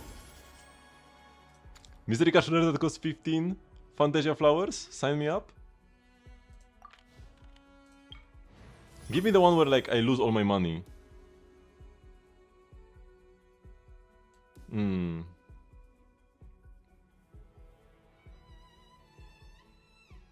Rotating cast. Oh, that's kinda cool. But yeah, we probably grab 15 more after completing a combat event. It's already kinda late though. We already completed 5. We can still get a bunch of value from this later on. Oh no, I cannot buy this mystery cache. Let me. I love mystery caches. So let's go here and we'll just mobujka this.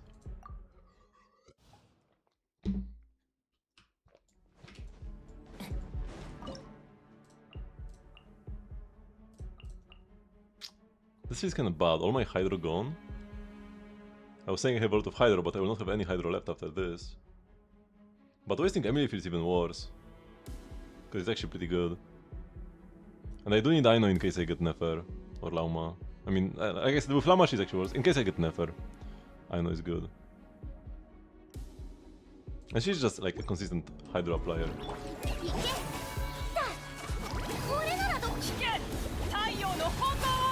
Or just spin on them. No point in trying to fancy.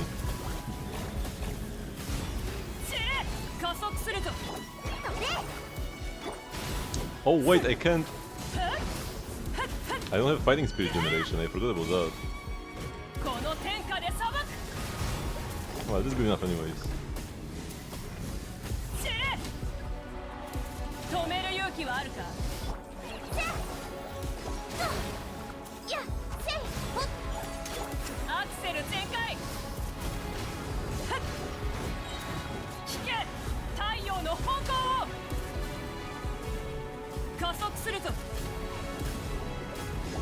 Nah, I need one more for the star.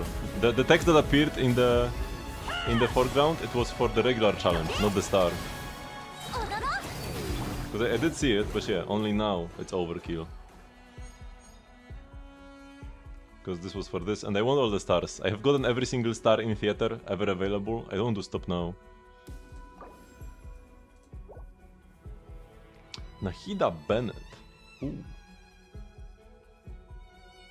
Archon can kill. I mean, she killed them perfectly fine. I had like a minute left.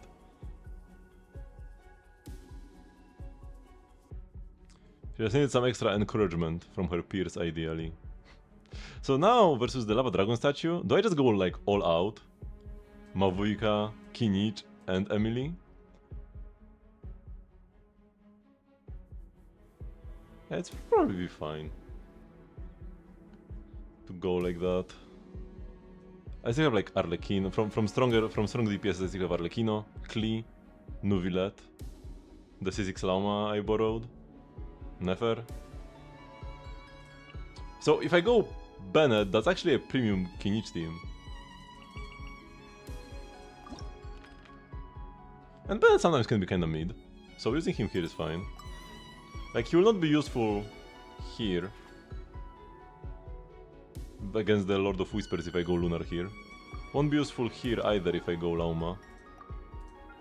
Ah, Bennett can be good against this guy, because flat flame fulmination, so this means Hydro, Pyro, and fulmination is Electro, right? So Pyro would be good against 2 of them.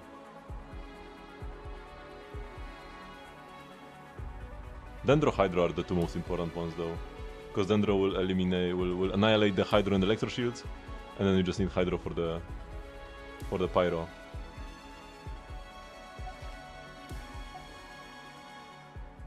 Let's evolve my Bloom.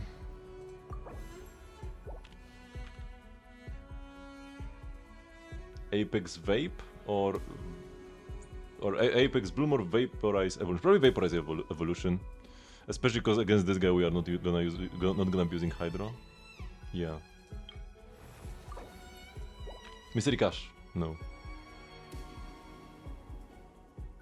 And you might be saying, oh, if I'm not using Hydro, why is Vape good? Because the level 3 buffs just buff everything.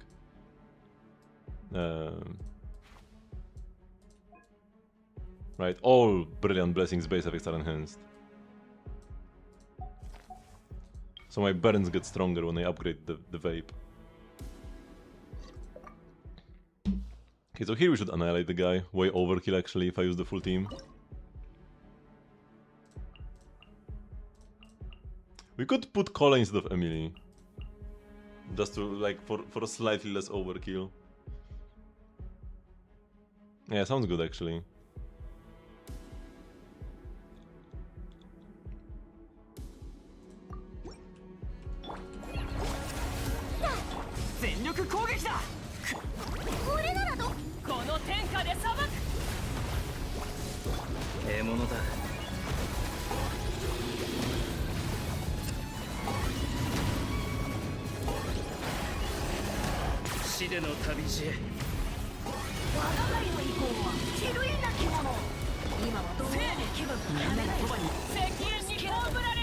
Actually, the one window where you can deal pyro damage to him.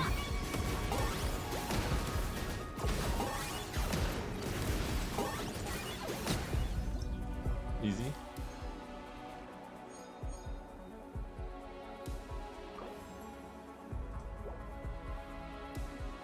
Okay, we have like no characters right now.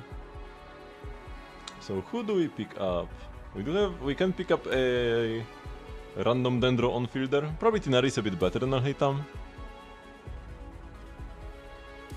So this is C6 Tinari as well. Or we can pick up some off-field pyro. We'll not need pyro against the guy here.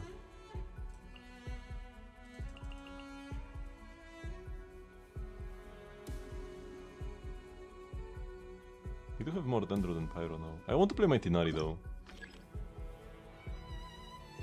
And yeah, we can go here, but I want to get Lauma. Companion Dendro. Oh, I always get Lauma here. Or almost always, because it's 3 out of 4.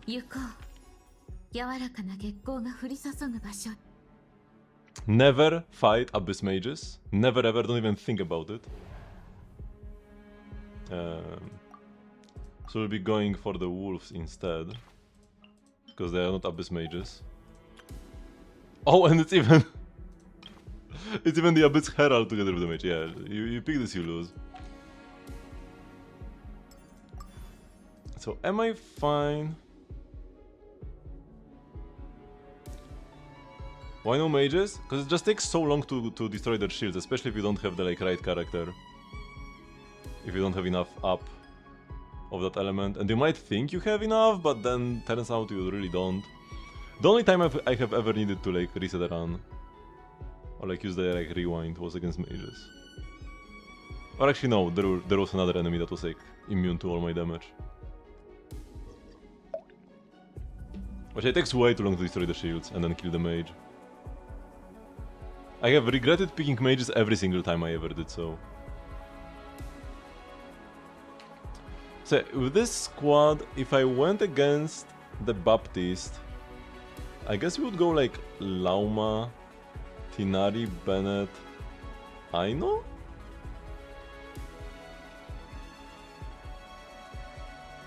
Wait, because what is Lauma 6?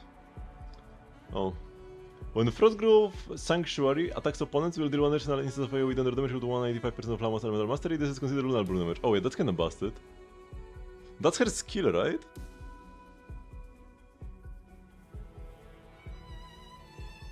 Yeah.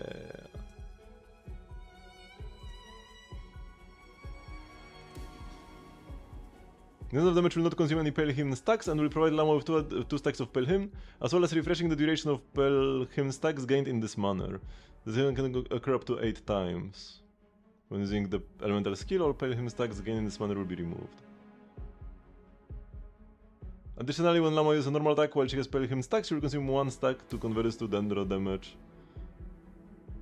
Equal to 1/5% of her EM, this is considered lunar blue. My god, this is so busted. Yeah, Bird's Hold skill normal attack and everything will get evaporated. So you should be fine with like any team that consists Lauma against this Baptist. I just need to make sure I can destroy the Pyro Shield, but I know we'll take care of that.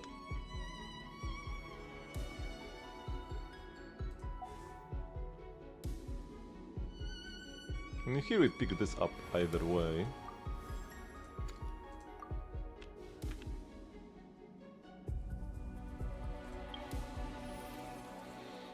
I'm kinda worried about my Hydro up being kinda low.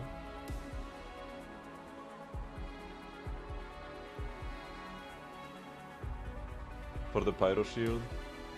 I would feel better with another Hydro character. But maybe we'll be fine.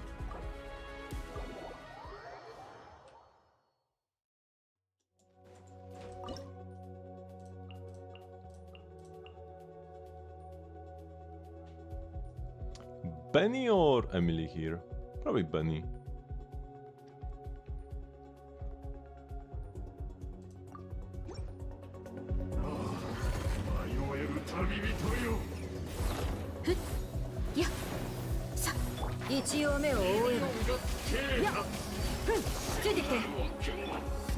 Oh, I didn't burst first. I also didn't apply any Hydro yet. Okay, so this is the shit I was kinda worried about. Okay, he's dying. That's actually helping me out.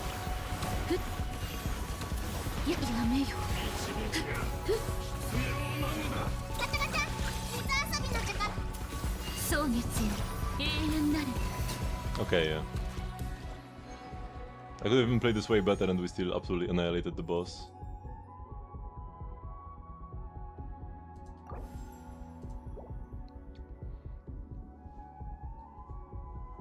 We do want a Hydro character for our Lauma. And we do want a healer as well here, against the next stage. So Gukomi sounds best.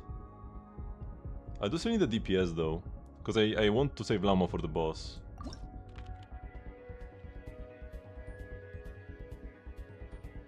So we're doing another character. Maybe a Pyro one. If I select Pyro, I get 3 of those, 5, and yeah. Hutao, Arlecchino, Durin, Click, and all carry. Even Xiangling probably could. Because we don't want to use up Lauma, so we use every other character other than Lauma here.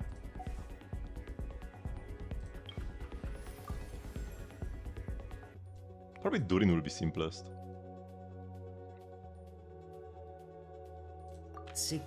Mystery Gosh! Companion invite events require 24 Fantasia Flowers. After taking this, Brilliant Blessings event cost less while Companion cost more. I would pick the other way around. That Companion events are cheaper, because I pretty much maxed out all my buffs, but have no characters. Yeah, we have level 4, 3, 4. So the other way around would be good. One random character with 0 vigor returns to alternate cast. Alternate is the character is yet to be picked, so this is worthless. This is like absolute garbage. So invites are cheaper is also kinda worthless, but yeah, whatever. Because invites are the ones where you get more character options but you pay more. So now you just don't pay more.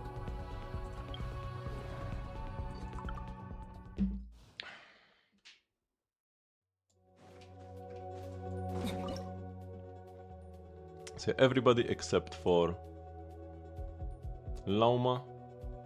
Bye bye Tinari. 物語は始まったばかりだよ。もう清掃を開始します。霧となって散りなさい。ご安心を。めくれますそれ音が聞こえる。海のちぎりよ。はっせいへいやっふっはっ見えないだろ。We didn't get to play C6 Tinari too much, unfortunately. Oh, Nefer, hello. Might as well. Actually, she like nerfs C6 Lauma. So I need a strong team. I mean, Nefer Columbina could still be good. Nefer Columbina, but no Lauma against the guys at the end there. We'll probably be fine with all the Lunar Bloom bonuses we get. But she makes it so that Dendrocores don't exist. But I picked the lingering thingy, so we are fine even without Dendrocores. Or we could pick Furina and then like Nubilet. Or Arlecchino. Arlecchino Furina is bad though. We will preserve Durin. So we have like Durin, Furina, Nubilet, and the Dendro, and Emily, or something. So companion Dendro or Hydro? Right now we are going with Lauma, and ideally as few characters as possible, but yeah, I do need a team of 4.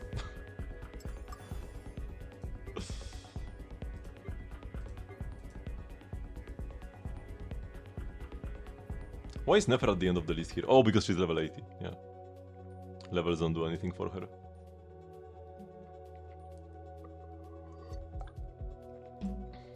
We'll probably have to waste the Furina.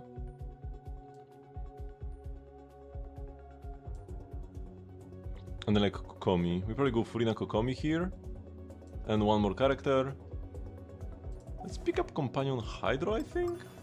Because I can already grab the Nuvilet. Even if I waste one Nuvilet here, I just save the last one.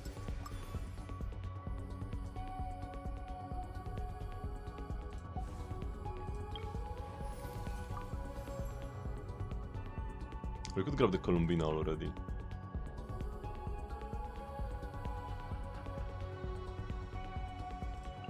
I mean, no Nuvilet here in these choices, so let's grab the Columbina then. Because I don't plan to use her in the final fight, so might as well use her twice now. Mystery Gosh!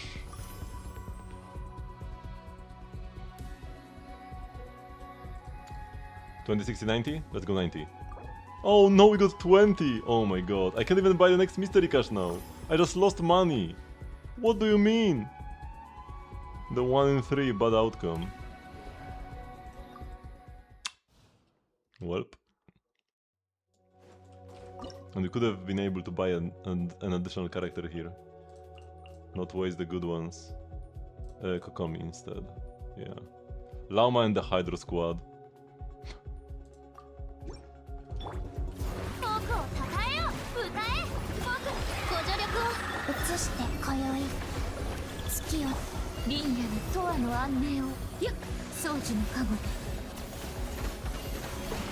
Full Bro is getting annihilated now with Columbina as well added to the mix.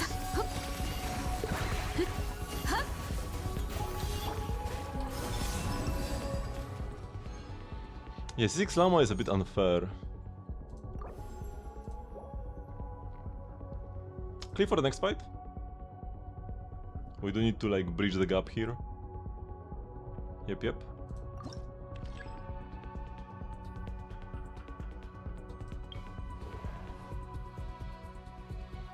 No, these are not the guys that explode if you apply enough pyro. No, this is like the opposite. So I can buy 2 characters. I kinda want to save the Durin. But if I want to activate Klee's passives, I will need to use the Durin here. But I want to save him for the final boss, he'll be useful there. Yeah, like I said, for the final boss, I want Nuvilet, Furina, Durin, and Emily? I think that would be fine as well. Hello, Ronan.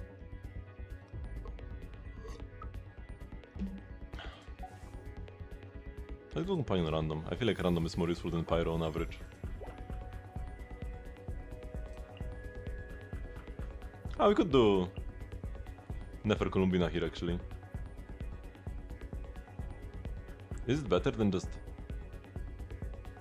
using Klee? If I fight the Pyro enemies, then sure, but...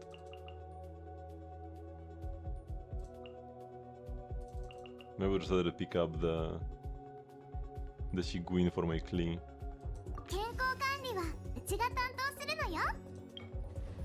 Oh, you do need to pick up the Nuvilet. Let's not forget about that. 5 away! Oh, this is so tragic, man. So yeah, I can also use just Nuvilet here. So maybe we go against the Pyro enemies and use Nuvilet. Nuvilet, Shiguin, Klee, Columbina. Klee for defense reduction. Yeah, this actually sounds pretty good.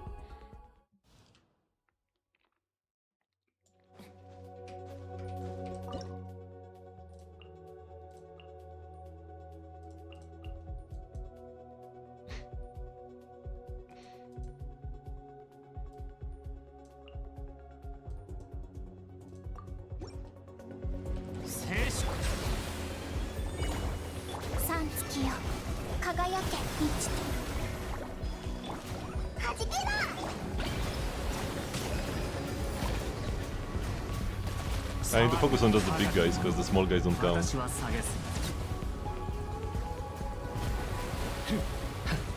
今宵月を捧げ移してふわふわボンボンボン My balls are all the way over there.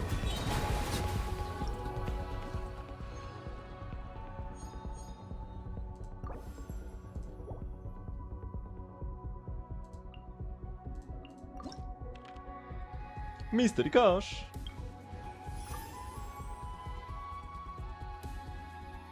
Companion guaranteed.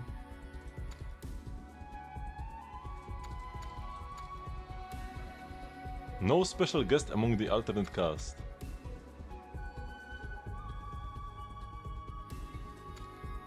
And that's why it's purple? What happens if I...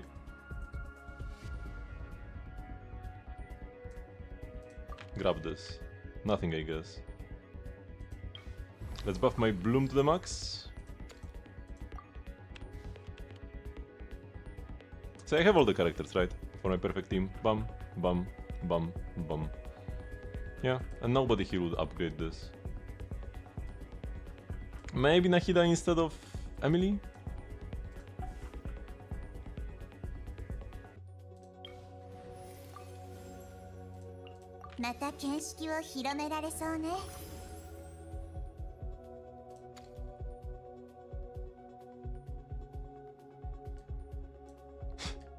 The Conjun will come back, lose HP whenever you crit. That's one way to make the fight harder. We revived Kirara at the end here. Amazing. Shields have an advantage. So if you don't get interrupted by their constant attacks, we do have Nuvi at C1.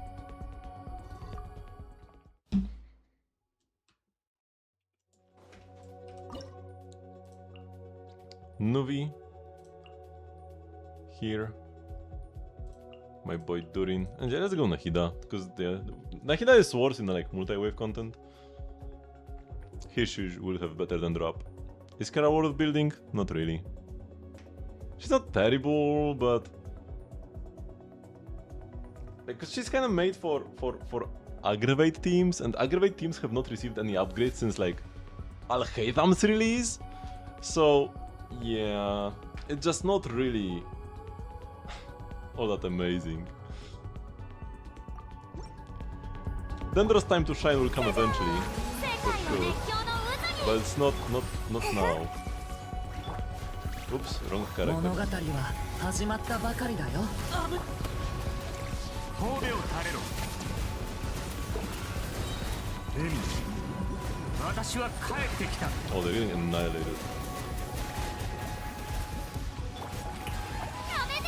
Oops.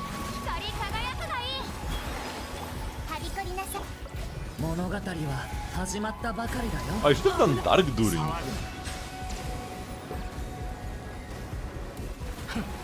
高き、私は下げず。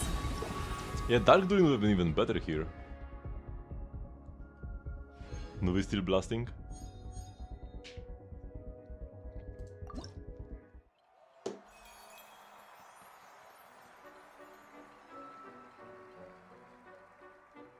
Yeah, Nuvi at C1. We would not have been able to just stand there among 3 Kenkis. 361,000 damage from Lauma.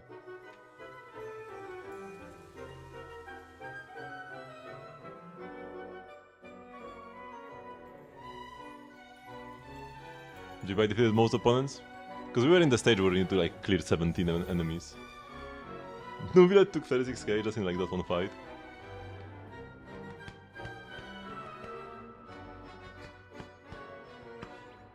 I really like theater, such a fun mode.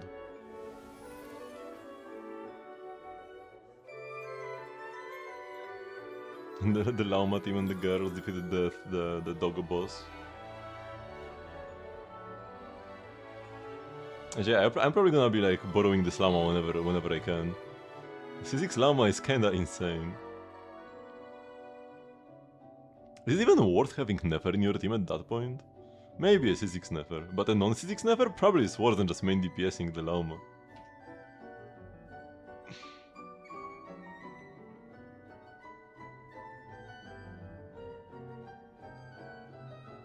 I guess the one issue is that... Oh yeah, without Nefer you can actually have Dendrocores as well. Not that Hyper Bloom would be that much.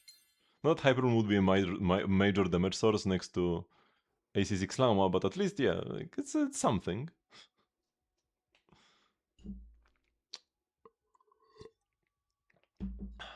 Go to draw my Lunar Arcanum. Yeah, we grab Temperance because we don't have it yet, and we already have the High Priestess. The path from the moon to the sun. Its mystery is inexpressible by words. Don't allow desire to dictate your actions. This is but the shallowest meaning of temperance. You exercise great artistry. Sun does not dissolve in water, yet it must be sifted out. Golden dreams do not reveal themselves in reality, yet you must unite them into one. The unchanging desert, the ancient structures fall into disrepair. Can you still recall the dreams of old? The fables of Ibis, Crocodile and Jackal? The principles of balance.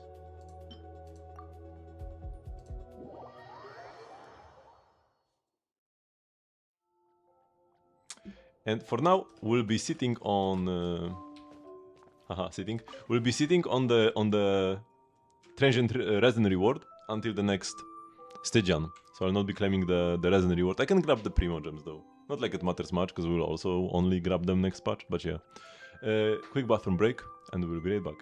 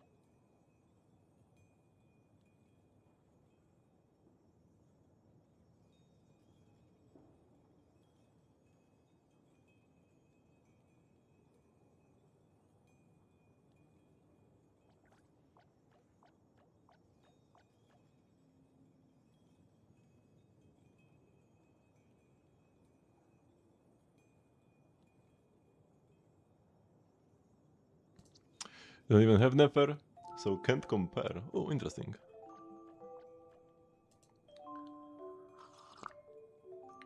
Chatting with Columbina is fun though. Wait, actually, which one deals more damage? That's actually pretty simple to check. Because they just both have normal attacks that do lunar damage. This is 150% of her EM, but does consume Pale Hymn. You probably get enough of them anyways for like the entire rotation. And Columbina's talent oh, it's actually max HP, so it's not that easy to compare directly. Well, it doesn't increase in damage with cons, right? She buffs everybody equally. Like, she buffs her teammates just as much as herself. For the on-fielding especially. She does get more damage on her gravity thingy. But that's just the passive off-field. So yeah, normal attacking with Lauma should always be better than with Columbina. But yeah, it doesn't matter much at that point. She is definitely an upgrade to the team though. Unlike Nefer, where it's like... maybe it's best to avoid. With Columbina, it's always better to have her. Actually, wait, let's first grab the chest. But yeah, not the stellar rewards. We don't want the resin yet. Let's grab the challenge rewards. And I have already tested before that this button does indeed only claim these rewards. 1000 Primo Germs! And you need to press this button separately. Let's see what Thespian tricks we can grab. I think there is a cool Varesa one, right? Yeah. And the aura. Thermon is also cool. Oh, the little bird even moves. Chevrus with her gun. And Dahlia just standing there.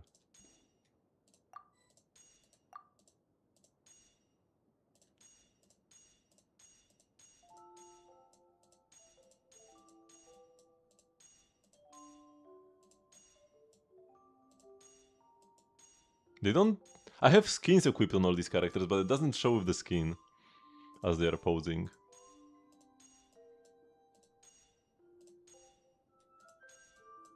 Let's buy the Yunjin one.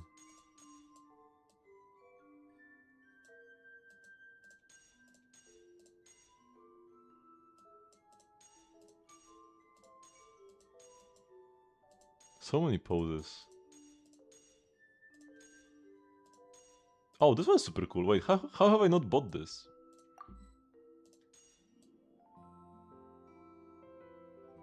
The Shinobon is also nice. Gotta grab the Ito though. Ito is great, and so is Shiguin. Okay, let's not spend too many of the coins, because as they add more and more of these,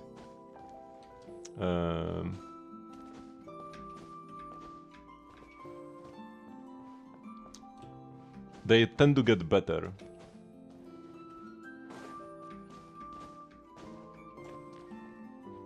Usually. Okay, let's talk with everybody as well. Talk with our final MVPs. Especially my boy Durin.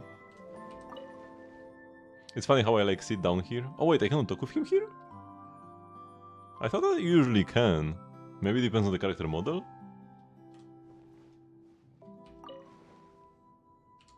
Huh. But you can sit and then you talk and then they stand up. 壁際の場所を選んで休むことをおすすめするよ。例えば、あの壁際の隅っこはすごく安心感がある。でもこういうところは空気の流れが悪いんだ。気になるなら翼で風を起こしてあげるよ。What does he want to sit in a corner?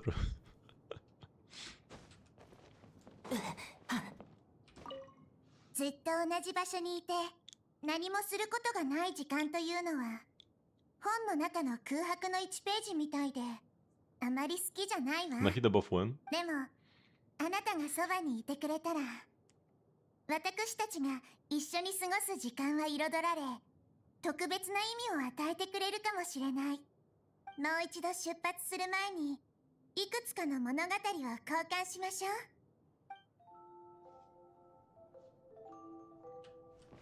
Oh, so cute, the little wave. Too bad Nahida is not part of the little Hexen circle. It makes sense that she isn't. Too bad though. ここでなら気楽に過ごせそうだ。その理由は雰囲気にあるだろう。静けさに包まれながらも何もないわけではない。ちょうどいい雰囲気を醸し出している。ここの所有者はいいセンスの持ち主だと言ってもいい。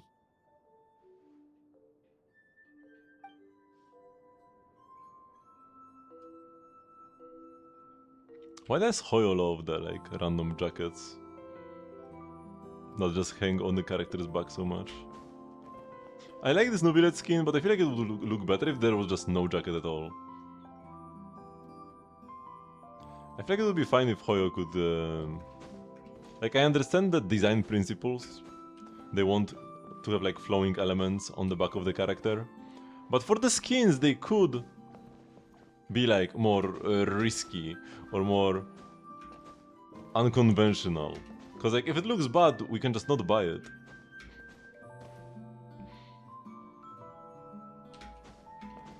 And it doesn't like ruin the character.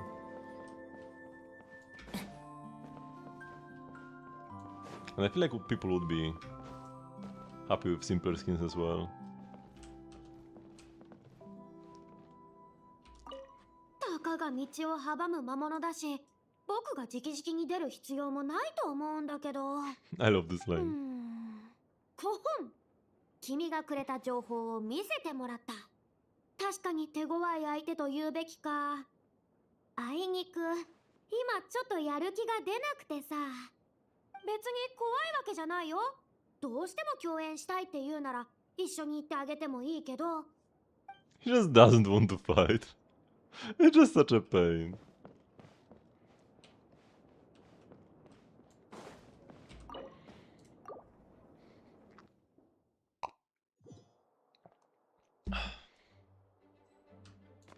Okay, theater for the month done.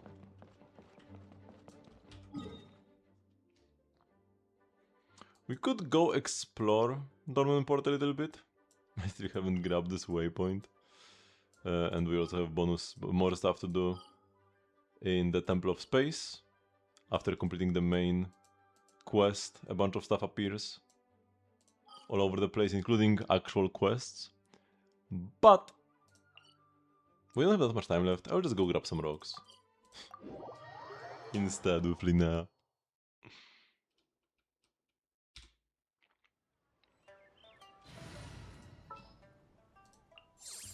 今日はどこへぼ。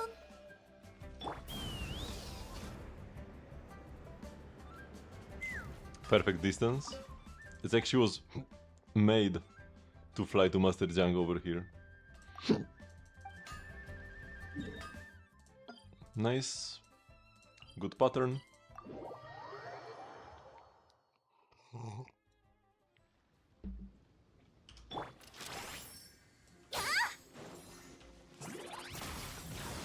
Oh, he missed! Bro, what? Lumi failed to grab the crystals even after the smash.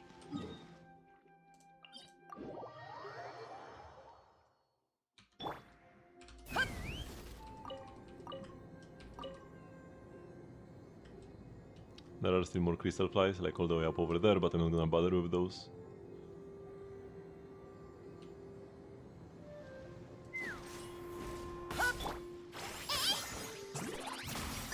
I love that he not only destroys the crystals immediately, but also collects them.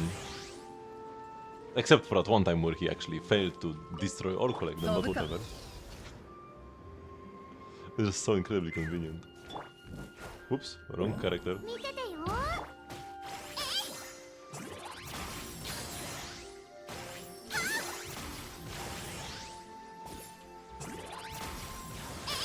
And you can even queue up crystals while he's still in the process of destroying others. 風が立つぞ This place is kinda annoying because every crystal is like just far enough away from the others.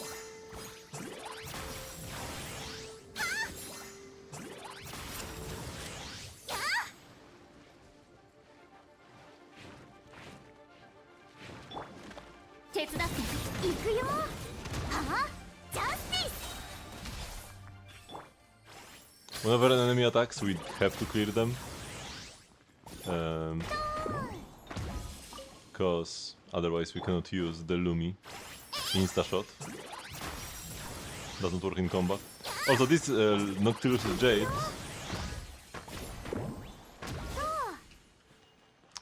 they cannot be grabbed by Lumi. It doesn't recognize them as ore.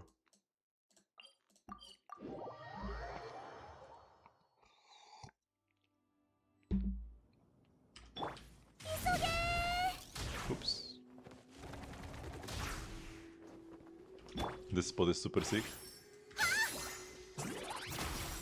Oh, he didn't actually grab everything.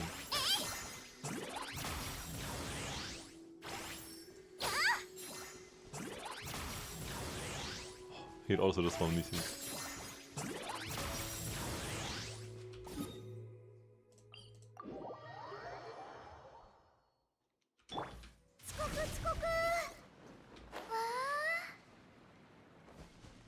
Oh, is the place where I get confused about where I'm supposed to go again.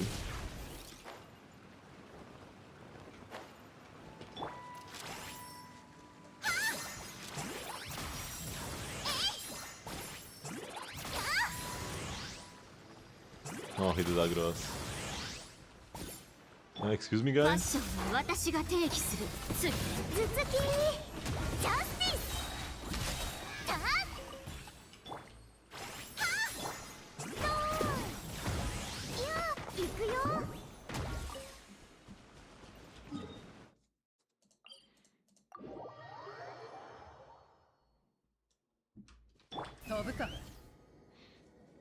I really like the linear exploration ability. I do wonder...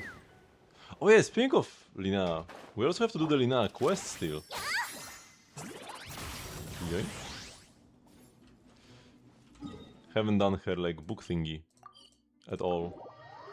That also allow us to dress up Lumi. But yeah, we have...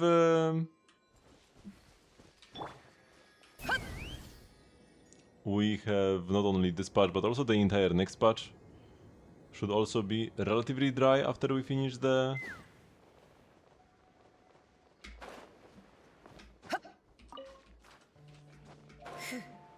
the main story quest.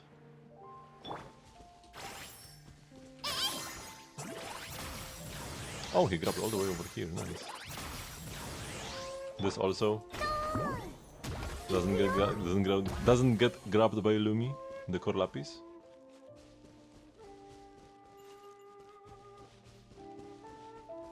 Communities will have linear friendly ore spots. Yeah, because the spots in these old areas, the reason why they are so like spread out is because here the daily crystal spots, the magical crystal spots, are mixed together with regular crystal spots. So you will have crystals that will be here like always, as long as they have respawned, and then the optional daily crystals that like X out of all the possible locations get chosen randomly. For example, in Miue, 10 locations out of all of these pickaxe marks here, there are a bunch of possible ones, right? 10 out of those get chosen randomly every day. It's not like true random. There are like sets of spots that get chosen, and some are more common than others. This mountain is very rare, for example, to have anything. So yeah, in these old areas, these spots and the regular crystals are in the same locations. So when you do get all the crystals respawned, it's like just super rich in crystals. But in the newer areas, like for example in Dormant Port, these spots will only have the daily spots and not the regular crystals. Regular crystals grow elsewhere. So yeah, you end up with everything being in one place, but that's because you get like 3 or 4 crystals and that's it. While here in Liyue, you get spots that have like 7, 8, 10 crystals. So I actually prefer the older ones. I'm a crystal boomer. And like having to shoot twice, not really much of an issue. So I prefer like up to Inazuma. Mondstadt, Liyue, Inazuma. Those are my favorite ones to farm. And the ones afterwards, not so great. Speaking of, let's check Mondstadt as well. R1 Wandering Master better than Thrilling Tales. For a hypercarry comp, no, but for something like Lunar Crystallize, Lunar Charge rather, where you have both Flins and Inefa doing good damage, probably Wandering would be better. And it's also more comfy, because you don't need to worry about switching. Also, yeah, in the Lunar Charge teams there are multiple reasons why Wandering Even Star is better. Number one, your rotations are shorter than Thrilling Tales cooldown, so I mean, in most teams that's the case, but yeah. Your rotations are shorter, so Wandering Star has perma uptime, Thrilling Tales does not. Number two, you want to buff both Flins and Inefa. And number three, ideally you want to switch... You don't want to switch from Sucrose to Flins directly, oftentimes. Or like, what you want to do in a Flins Inefa team is you want to switch to Sucrose twice per rotation. Right? You do your stuff with Flins, after you are done you switch to Sucrose, then Inefa Columbina, then Sucrose again, then Flins. So, your Thrilling Tales would sometimes get used up when switching to Inefa, or even worse, you could go like Sucrose, Columbina, Inefa, and then it goes to Columbina, and that's terrible. So in this team specifically, I would definitely go for R1 Wandering Even Star. If you're just playing her with a single hyper carry, like Arlecchino or something, Melt Arlecchino, then Thrilling Tales would be better. Most likely. You're only using her in the Flames team? Yeah, so I would stick with Wandering.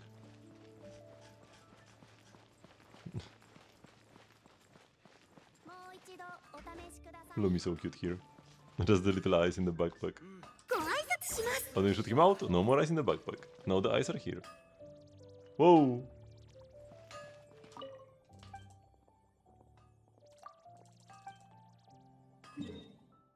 Okay, we got old school spots. That's good. Not the new ones. So Mondstadt always has 6 spots. This one is pretty much always up, so it's 4, and now I need to find the 2 others. And that's kinda random. This one is already new, right? Like these 5 already new? Or is this one old? Wait, I need to go there to actually take a look.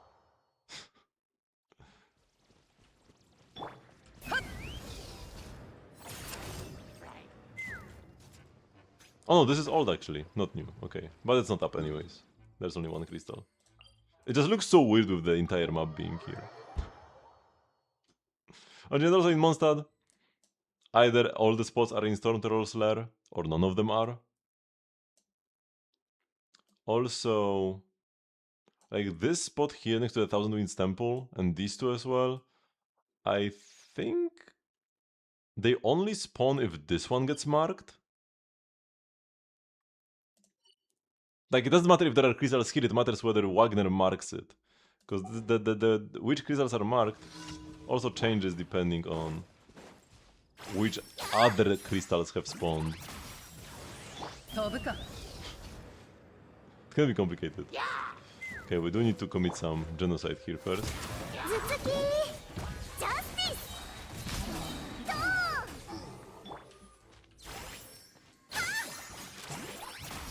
Oh, nice. He grabbed everything.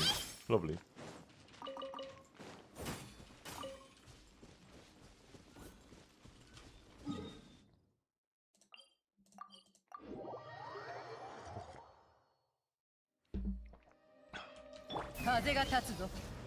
This location is cool because there are also a bunch of regular iron and white iron. Oh my god. This has to be like most value from a single shot when it comes to just the number of different ores you can get. Maybe the Chasm also has some 6 spots. Chasm has more like actual value if you want big crystals. But the iron and white iron are also valuable. Don't underestimate them. They are needed to craft like railings.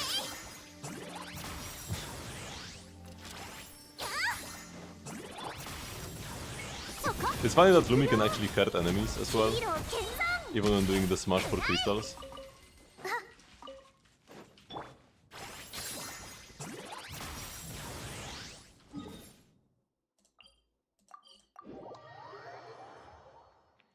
So yeah, I still need 2 more spots, so it's mostly gonna be these 2.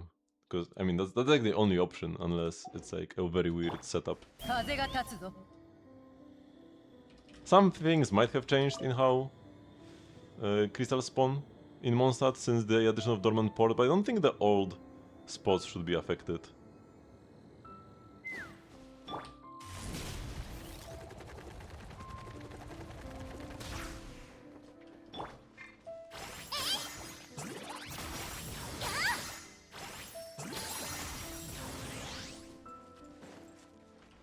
Wait, hello, Lumi.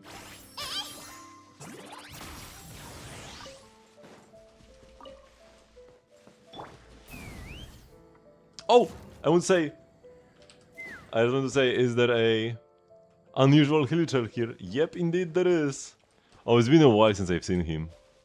Our boy Dawei. I used to farm them every day. Back in the day. Until I got all the achievements. Wait, he just got one shot?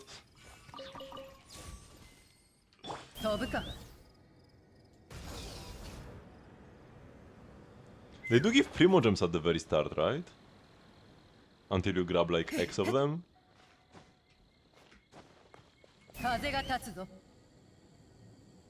Hello, Wolfies.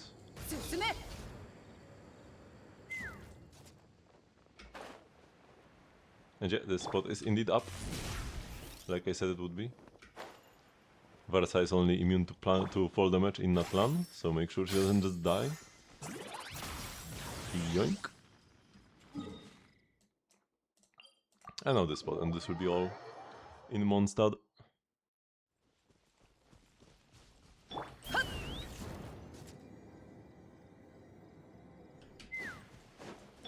This guy is so bad at going up, but we don't have Wanderer in the team.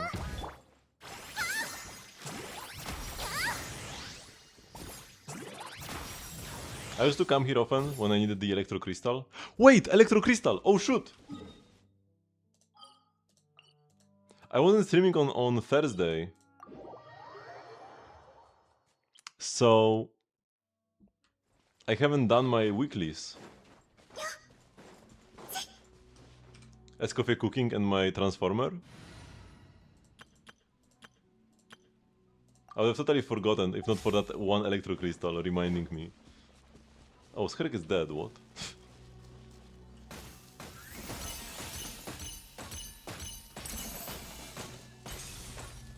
Nice. Here we go.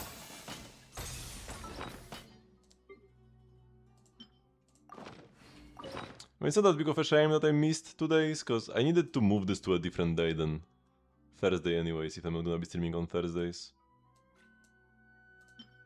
My pinecone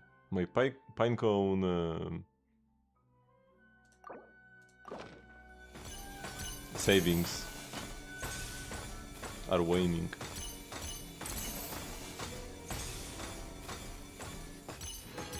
My pinecone staff.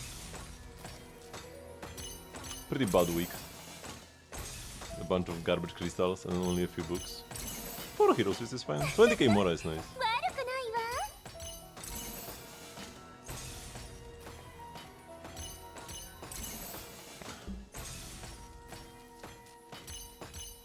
And we're done. And let's revive Skerk as well.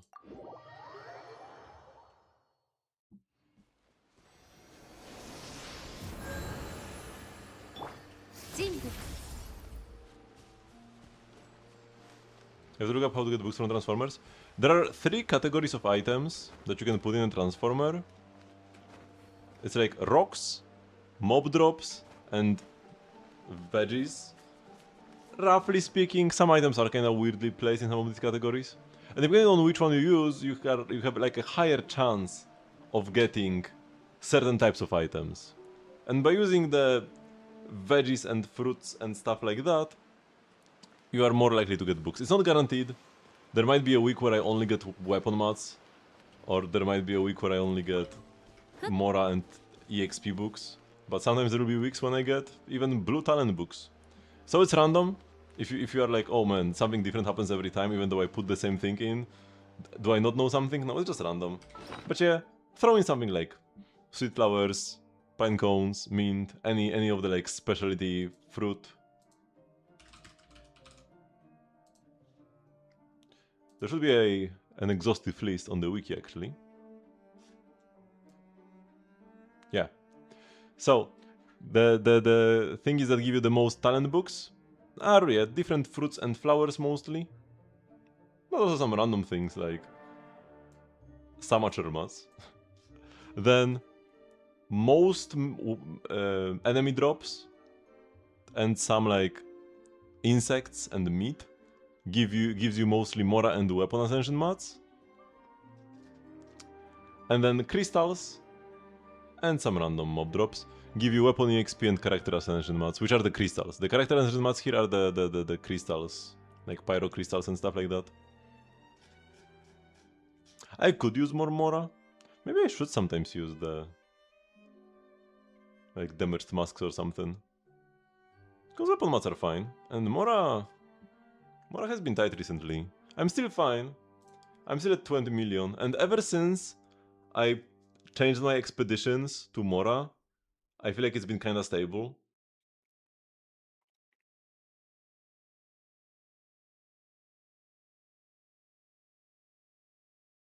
Liam Rocky?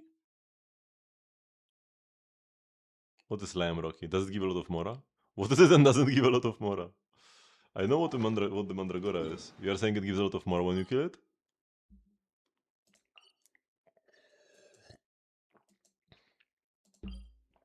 $3k Mora each. Yeah, that's pretty nice. Is it only those two or all the... all of these guys? Oh yeah, I still need to grab all the achievements from these two guys. Maybe next time. So what is the other enemy?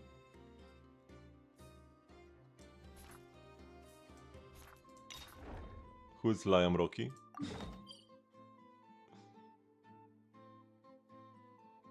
Others are low. Okay, interesting.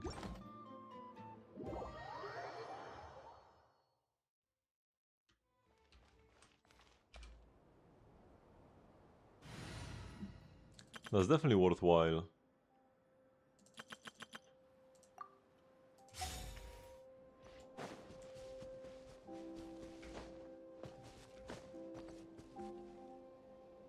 Never had once in Fontaine. Oh.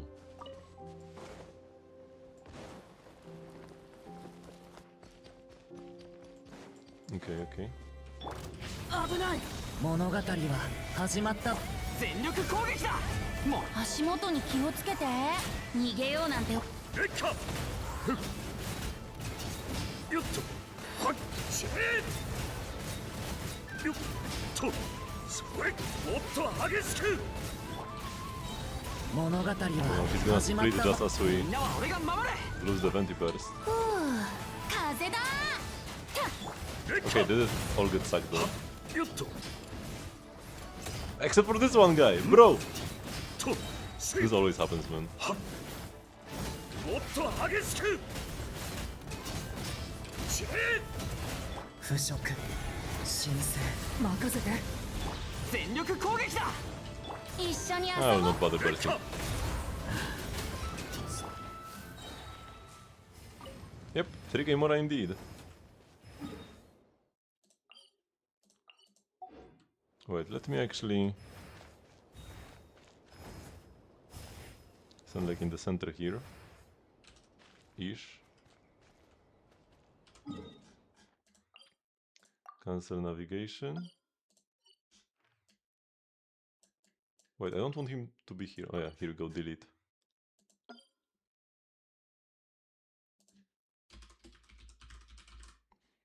And mark the Mandragora. And then let's look up Liam. Do you have his location? East of Weeping Willow Lake in Fontaine.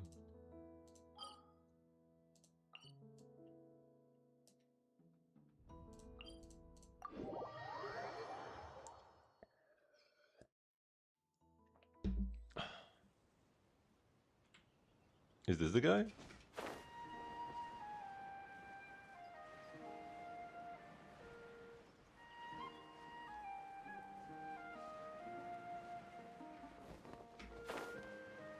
No. They're just a random guy.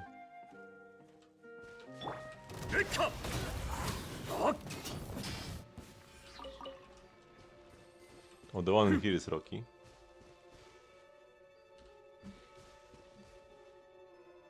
Follow the path? But I looked up Liam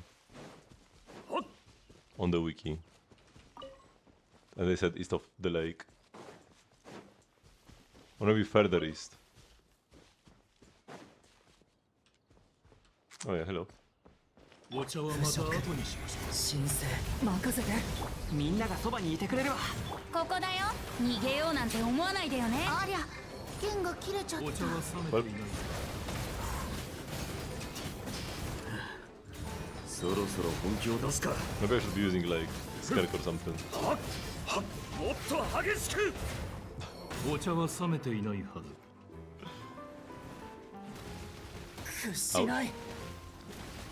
Okay, I don't need 物 to 語 be は more careful here. 始まったばかりだよ。任せて。全力攻撃だ。せい。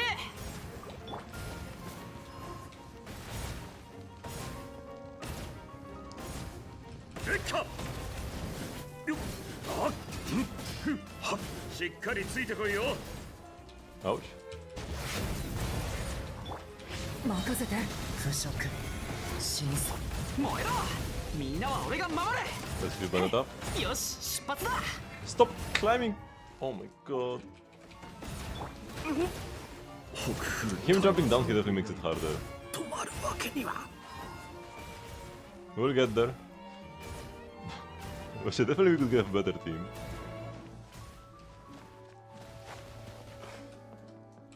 任せて。物語は始まったばかりだよ。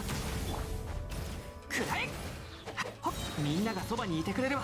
またかわせなかった。想定内の。 I'm gonna get wiped. Okay, run away.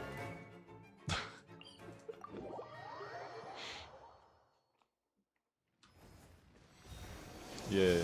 I mean, my Skirk isn't even benched. No, my Skirk is one of my most used characters.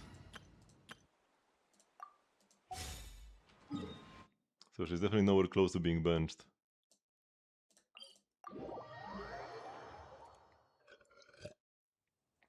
You could even say she's the least benched character on my account. Maybe like after the Lunar Charge stuff. Should be second, right after Lunar Charge stuff though. Most Stygian appearances.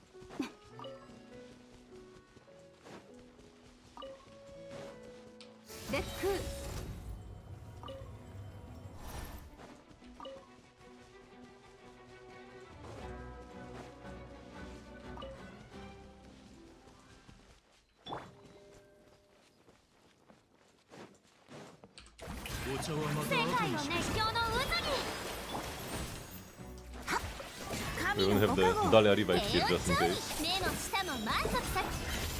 星々よ、静かに眠る無に季節。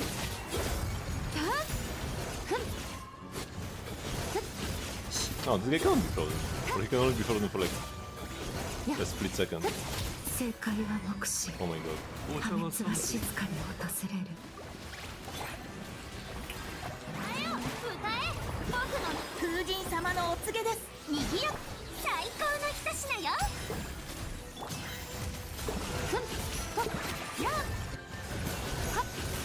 Okay, here we go. First try. First try, no deaths.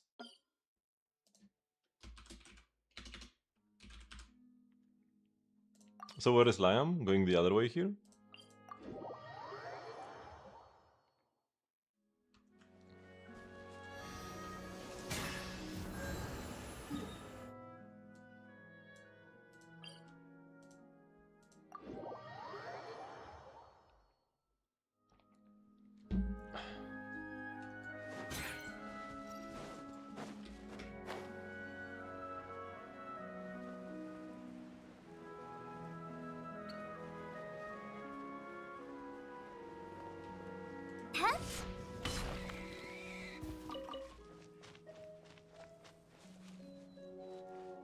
Near a tiny lake. If I want to drown him, we can do that. Anything where I could put Jean? Oh, this is a team that I don't actually use. 準備は万端だ。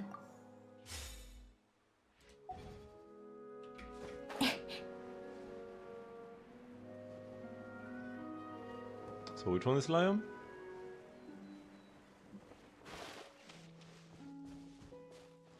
Oh, this guy. Oh, we have Charlotte.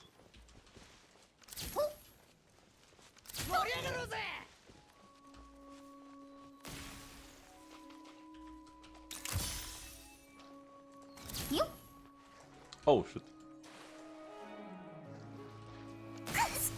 Oh, he one-shot me.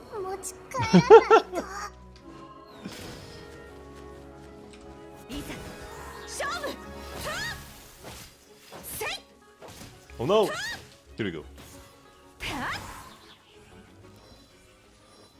Barely, but it worked.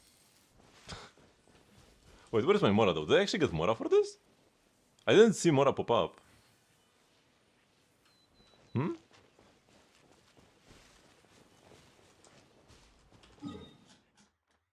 When I defeated him. I still get it. Okay.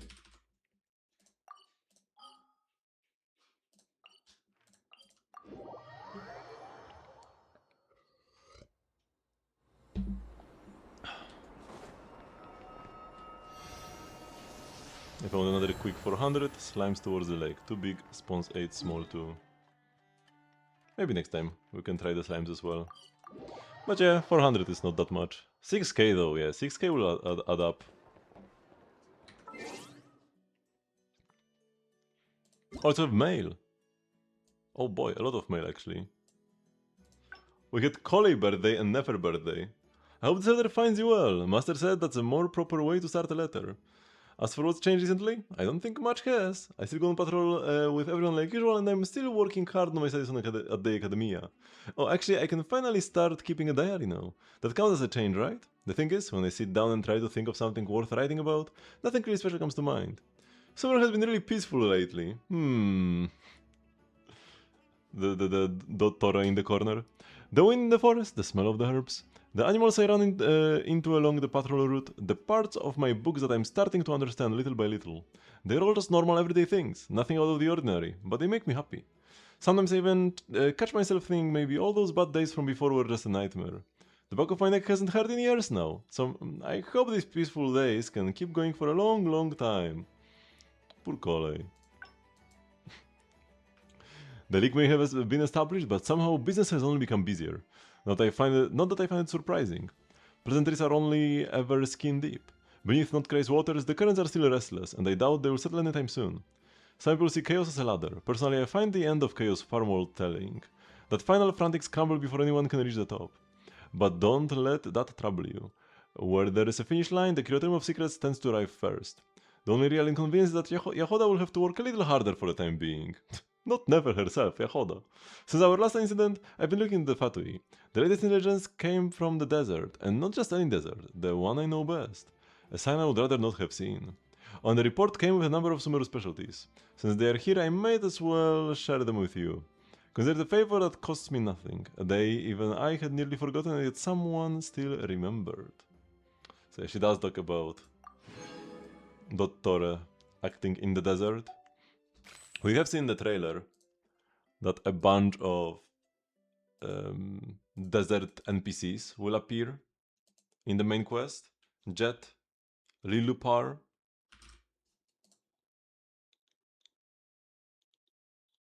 Wave of 3.4 and from Liu.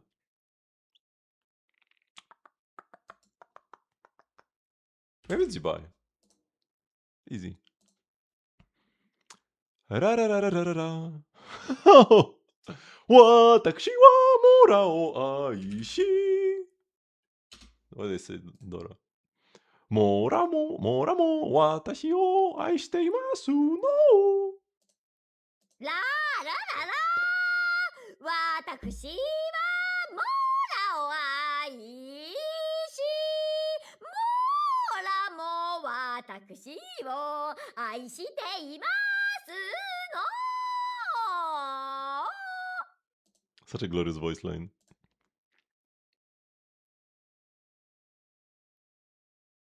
What is this? Is this some pet? This looks like either a little flower or bow.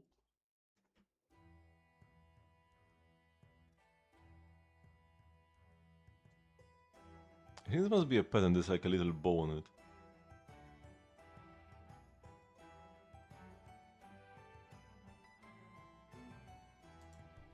It was CIO yesterday, so it's not gonna be Yuegui again. Maybe it's Coleamber. Oh no, that's a Gunbrella. That's Navia.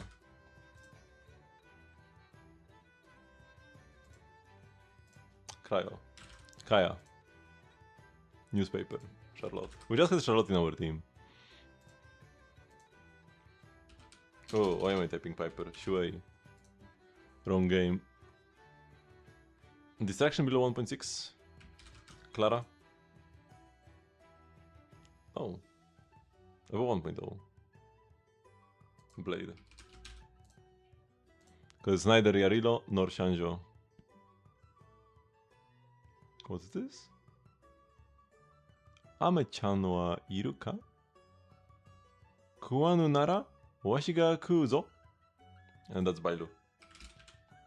The combination of wanting to eat candy. Because like, is there any candy? If you don't want to eat them, I will eat them. The combination of wanting candy and talking like an old lady, that can only be Bailu. アメちゃんはいるか食わぬならわしが食うぞ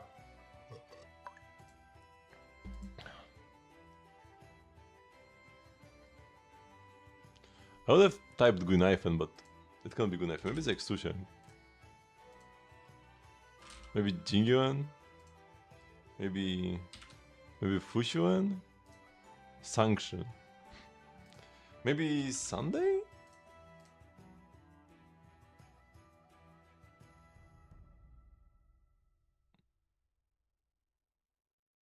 Whose ult is this actually? It's a physical ult.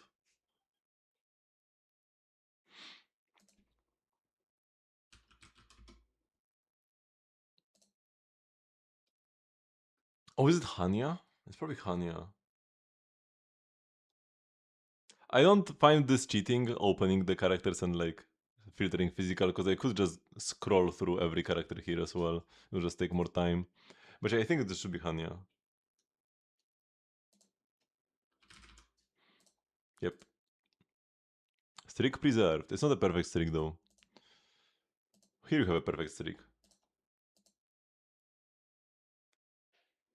Electric or lightning and salute. Serval? Medal? What other? Once again. Who do we have here? Arlan or Jingyuan? Yeah, probably more so Jingyuan than Arlan.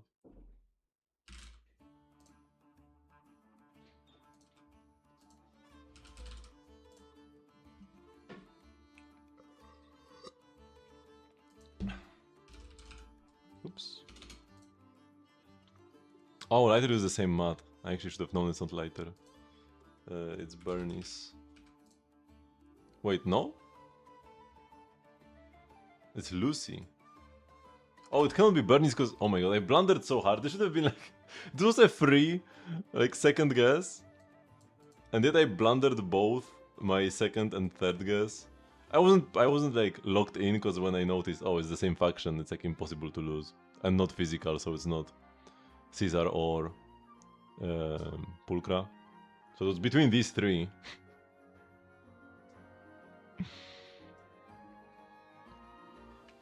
Yeah, but it was only Lucy. Because it would be the specialty if it was Bernice, it would be the matte if it was lighter.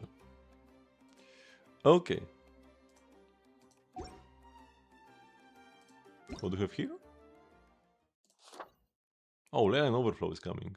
Good to know. Sometimes Leyline Overflow has like appeared and I didn't even notice.